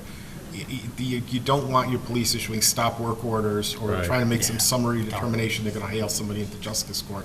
If you wanted to go out and just take notes on what happened and turn it over I'm to the okay building with that. inspector, perhaps you could work out something along those lines. Okay, I think that's what I said originally, so I'll just say it again. Yeah, so that the police are called for everything, and the dispatchers are told to send someone, not to like stroke the people and say like, nah, that's their property, they can do whatever they want. So just to direct them to send someone and document it, and then handle it from there. Yeah, Make sure. they don't do that now. Find out who's there. and I've had give it people to call me Joel. that it doesn't happen. Why don't we start with the building inspectors? And then we'll take it one step at a time, but I mean, yeah. All right. It could be Plan B. All right, next up is a resolution. Discussion of resolution to form a committee to assist the town board in securing a Tree City USA designation. Is that going to be you and me, Carmine? So And it's, Joel. yes, Joel? me, you, and Joel, yes. Okay, everybody okay with that? Yes. Is there room for a fourth? No. You guys can Three is determine. You want to take my spot? No, I just. You see now you're ducking out here. I'd like to participate. I'd like to You got me, participate. you saw that? Yeah. I'd like to participate. But there's three, so three is good. Okay. Four's a crap. Everybody okay with that? Sure. All right, yeah, I tried. Merry Christmas. Merry Christmas. Next up, discussion of resolution, budget modification. Lisa, Merry Christmas. Discussion of resolution of budget modification of the 2023 general fund adopted budget for highway building, so we need a little more money for the foundation. Everybody okay with this? No. So we No. got 4 yeses and Louise. Well, I've asked numerous times for documentation to show what that breakdown really is for, and I've gotten a nice array of emails back and forth telling me about the whole budget of what the money was spent, but I don't know what that money is going to. So we just gave them money. Like, this is like deja vu of the roof rec, the rec Yes. center roof, which I'm so tired of paying and paying and paying, so I never got the official documentation. I don't have a problem paying the contractor if he did the work, but all these other added things that don't need to be done, I do have a problem with it. So I was never told what this money was really gonna pay for, so I'm not good with it. Good with it? I'm good with it. Okay. Who's it going to, Simon? Do you know? Yes. Is it It's going good to the go- contractor? The contractor. Yes. So yes, do you want me to explain? Yeah, to you? my question to her was really just, is it going to the contractor, and if not, who else is it going to? So yes, it's going to the contractor, and yes, of course, when there is overage, we have our PMs, you know, our facility, you know, managers. Facilitators? Yes. So what happened here is that we building a building, and we started digging, and realized, wow, when we started digging, we found a whole bunch of debris inside the holes, a big area. So we had voids. We found, you know, some tires in there, and you know, some trees. So what we thought we would not need fill for, because we did testing, we realized, hey, we need to backfill this with proper stone to get compaction, so when they poured the concrete, it would not fail. So we had the contractor, one of them being Zemiello, he had to dig extra. He billed X amount more, I think it was maybe 6 days on him. He had extra work. We had to do the water line. So we had to do the water line, so Camo came out, and we had to dig the water line that we had to move, that we found that was inside the building, so we couldn't dig down in the building, so that was an extra. Then when we had to dig down, we realized since we had no benchmark, that the wall on the right side had to go from 3 feet to 4 feet. So concrete material and concrete labor had to go up. Then there was a cost for if a trucker pump was needed. that it would be an extra cost. Well, it was needed. So overall, we went over what they expected to spend. And those extras, which he came back 3 times for, Wait, I'm waiting. Come on, Yes. tell me. Yeah, I'll tell you what. What's the $23,000 for? So it's for the vendor, Bosch, who had to pour extra concrete, labor. All of it? And the other portion of it was for Zemiello for the digging, and a little portion of it was for our in-house facility. Okay, so for in the future, I reluctantly said yes to this project because I was told it was going to be $300,000 and it was going to get done. If we have project managers, it should get done for the amount of money that they say it's going to get done for. I think we're up to $550,000 now. So, as always, anybody who knows I've been coming to these meetings, but project facilitators annoy me if they don't do their job, so I don't like paying them more money than needs to be paid. Okay. So next up is resolution to approve a request for leave of absence for P.O. Lasora. Everybody okay with that? Yes. Next up is discussion of resolution to authorize Vanderwater with a tax cert. Everybody okay with that? Unfortunately. Next up is privilege of the floor for agenda items. Okay, well, the guy's gone. Yeah, I'll be real quick. I just wanted to respond to a couple of the things that Mr. Broccoli said. One was a great compliment to me that I had written a historical and archaeological synthesis of the Fishkill Supply Depot, which I did not do. I have it right here, and the 2 authors are Richard Hunter, Ph.D., and James Lee, M.A. But the more important thing that he said was that I had somehow planted burials on the property, and I think he's talked about this before. He said that it was in 2013 when Hartkin Archaeological hit those burials with a backhoe. I spoke with Dr. Kenneth Nystrom, who's a PhD from SUNY New Paltz, and he was quite clear that these were very old burials, and there was 0 chance that they could have been planted. Simply put, the bones were incredibly fragile and couldn't have been moved. You'd be shocked to know that there were 4,400 soldiers who died in the Revolutionary War. And if Fishkill has hundreds. Are you done? Yes. Looks like it. Ms. LeBoy? Thank you, sir. I'll also be quick. And, Bill mentioned the, accusation from 2013, and I just want to correct. So when Mr. Broccoli was here at a public meeting, he accused me of tampering with dead bodies. That is a felony. He also accused me of trespassing. If someone's trespassing on your property, the general thing to do would be call the police, not wait 10 years and whine about it in public at a public meeting. That's it. Very good, Ms. LeGoy. Thank you, ma'am. Marie?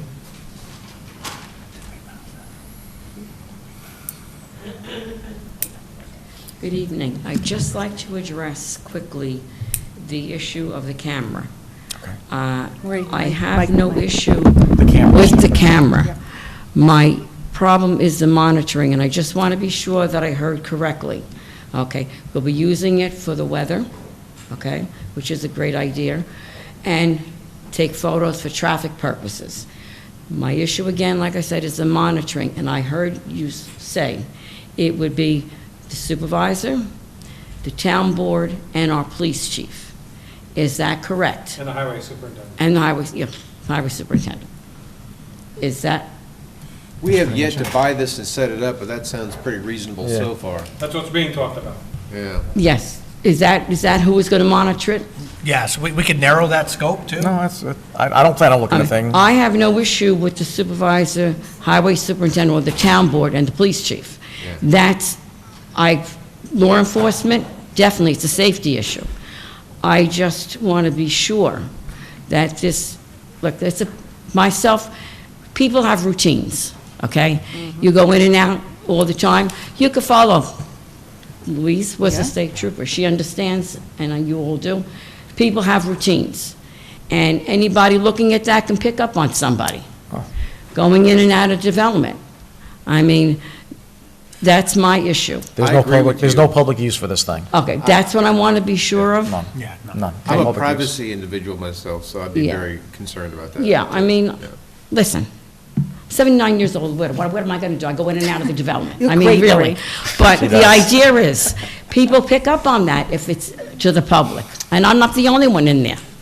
So that's my concern. If it's who we mentioned, I have no issue with that at all.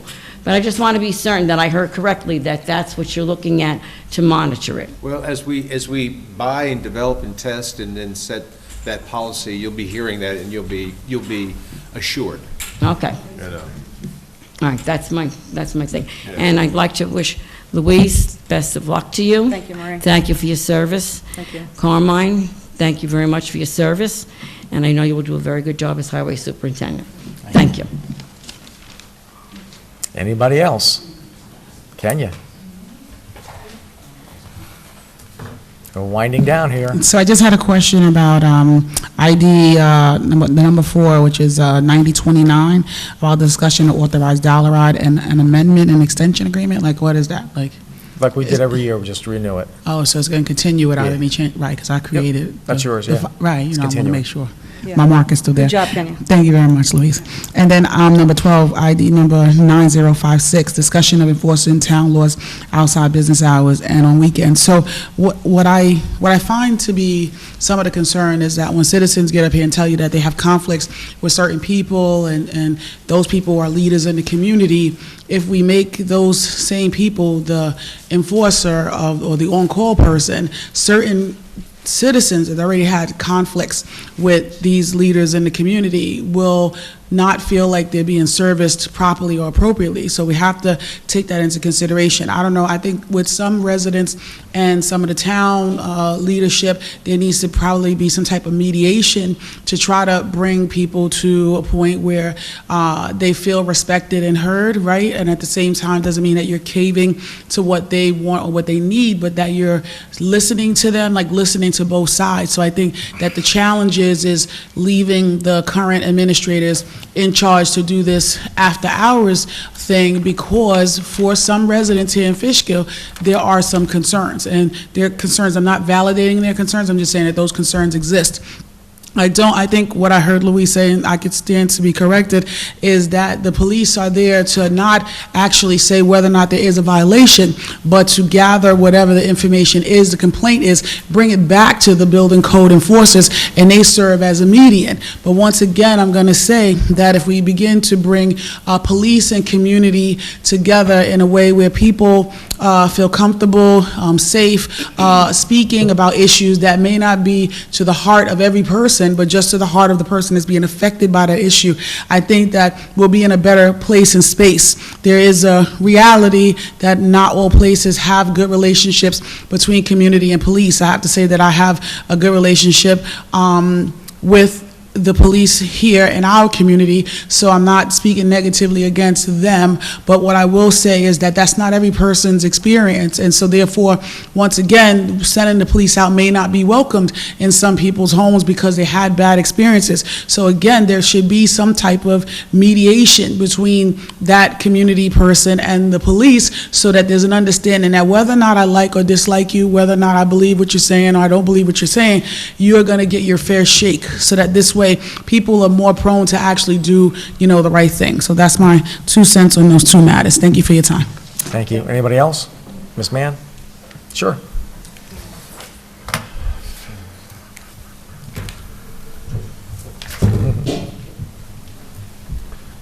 She doesn't have her props with her. No props? Let's be No. quick. 20 minutes. I just want to thank all of you everybody up there and back there for listening to me. That was a very long one. And it was very important to me, so I thank you all for that. And I wish Louise, I was there, had a front row seat for a long time, and so I know you did a great job and worked really hard. I wish you the best. Thank you. And Mr. Foreman, I don't know how, you saw my reaction when I was approached about being on a board, and it was like, no. I think it's really a very hard job, and it seems like you were here for every meeting, so thank you for doing that. And Mr. Istvan, Mr. Albra, and Mr. Rai, I know you'll continue leading Fishkill to great success, and I wish you all a great holiday. Thank you. Merry Christmas. And Happy New Year. Thank you. Thank you so much. Thank you. All right. Next up is consent agenda. I present that as a motion. Can I have a second? We need to amend it. We have to amend what? Number 10. Yeah. We move number 10? At the beginning. Yes. Just want to note that. So, Okay, I'd like to make a motion to amend item number 10 of the consent agenda to remove it. Can I have a second on that? Second. All in favor? Aye. I'd like to make a moment to accept the consent agenda. I'll make a motion As amended. as amended. Can I have a second? Aye. All in favor? I'm sorry. I voted aye. Okay, we're all good I with guess that? I'm getting a little loopy. Yeah, right? Property damage.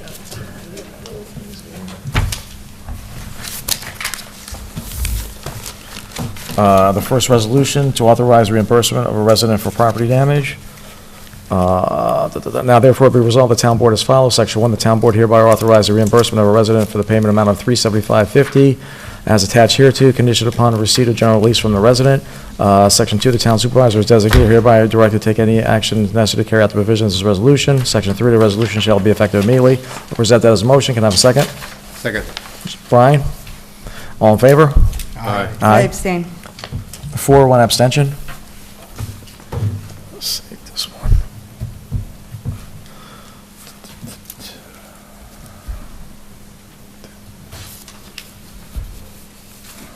Extension.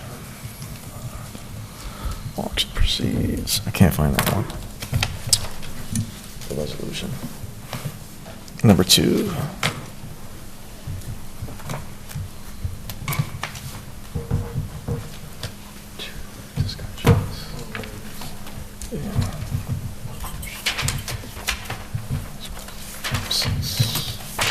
I'm looking for the resolution.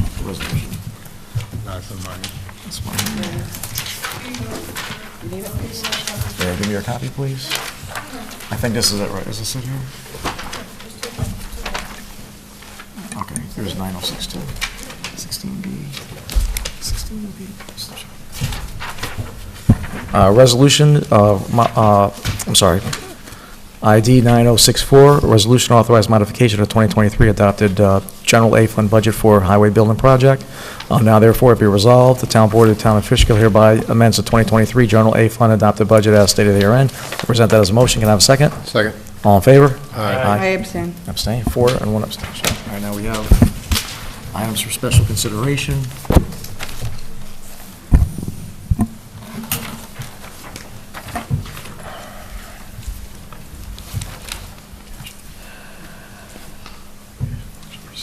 first one should be the. Auction proceeds? Yep. All right.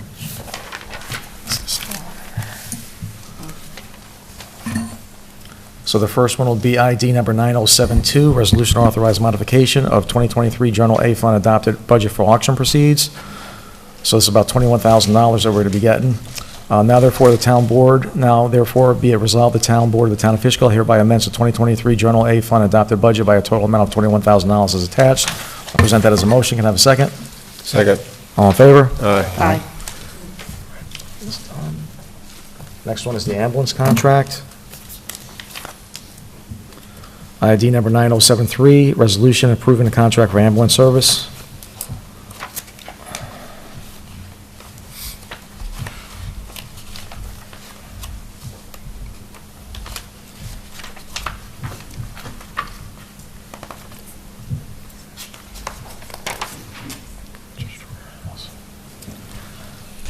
Now therefore it be resolved that the town board hereby approves the proposed contract with Empress Ambulance Service LLC to provide ambulance service to and within the Round Ambulance District, and 2, that the supervisor hereby authorized to execute that said contract and any documents necessary to carry out the terms thereof. I present that as a motion. Can I have a second? Second. Brian, all in favor? Aye. Aye. And then we just have a discussion adopting a preservation law. Is that what that one is, Becky? So we just talk about it? I'm good to move on it? Yes. Everybody's good to move on it? What was that? Discussion of adopting the tree preservation law. Oh, yeah. Everybody's okay with that? The resolution adopting the tree preservation. It says That's resolution. That's the one we moved. Yeah. Oh, I see. Very good, very good. I'm sorry. Next up is a resolution adopting the tree preservation law. Okay.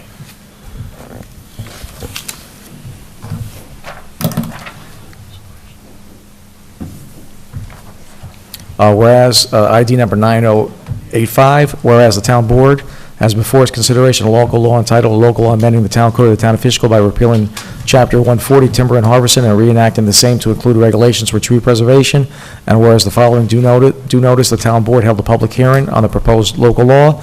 Now therefore it be resolved that the town board hereby adopts the above local law, which said that the local law shall be effective upon publication, posting, and filing in the office of the Secretary of State in Albany.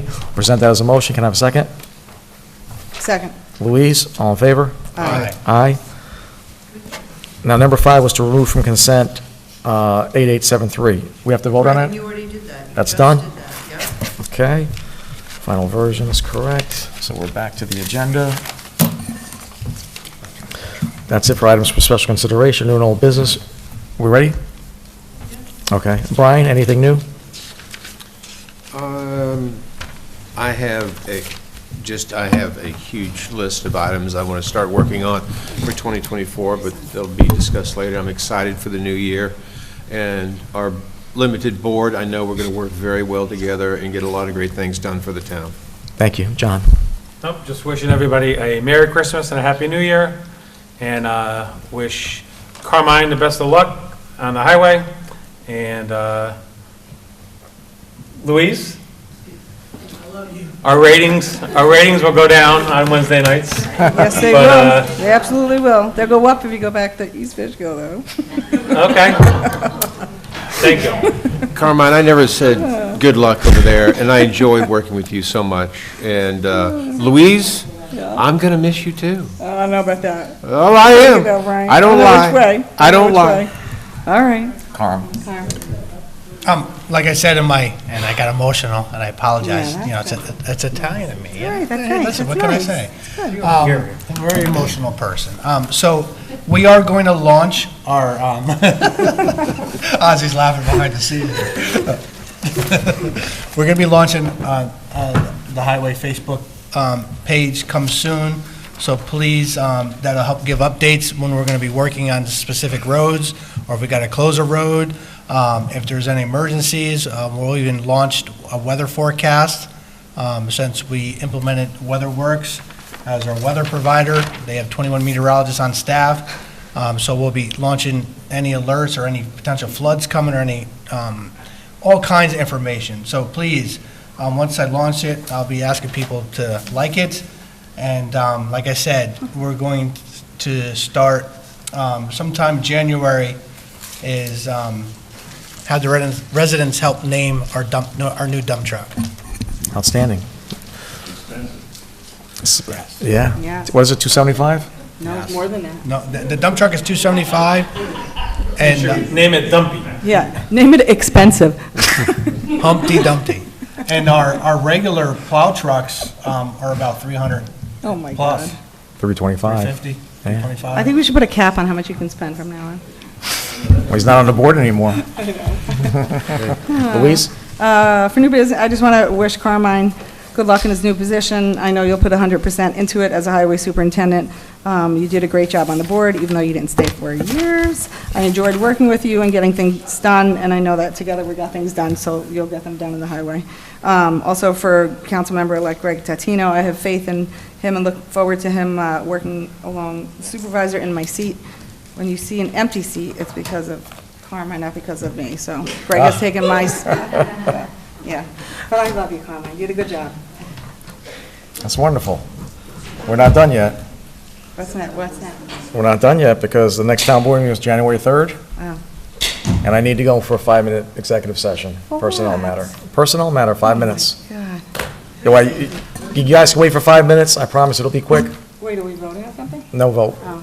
So they can leave. I know people want to talk to you after this is over with, that's No, I why. just gotta take a picture. My son's not gonna stay for long. Yeah. Go on and take a quick Yeah. picture. Yeah, so we're going to go in executive session, there'll be nothing new coming out. No votes, and God bless, Merry Christmas, Happy New Year. Merry Christmas, everybody. Everyone, Happy and New we'll Year. see you on January 3rd. Thank you thank you very much for watching. Quick. Quick.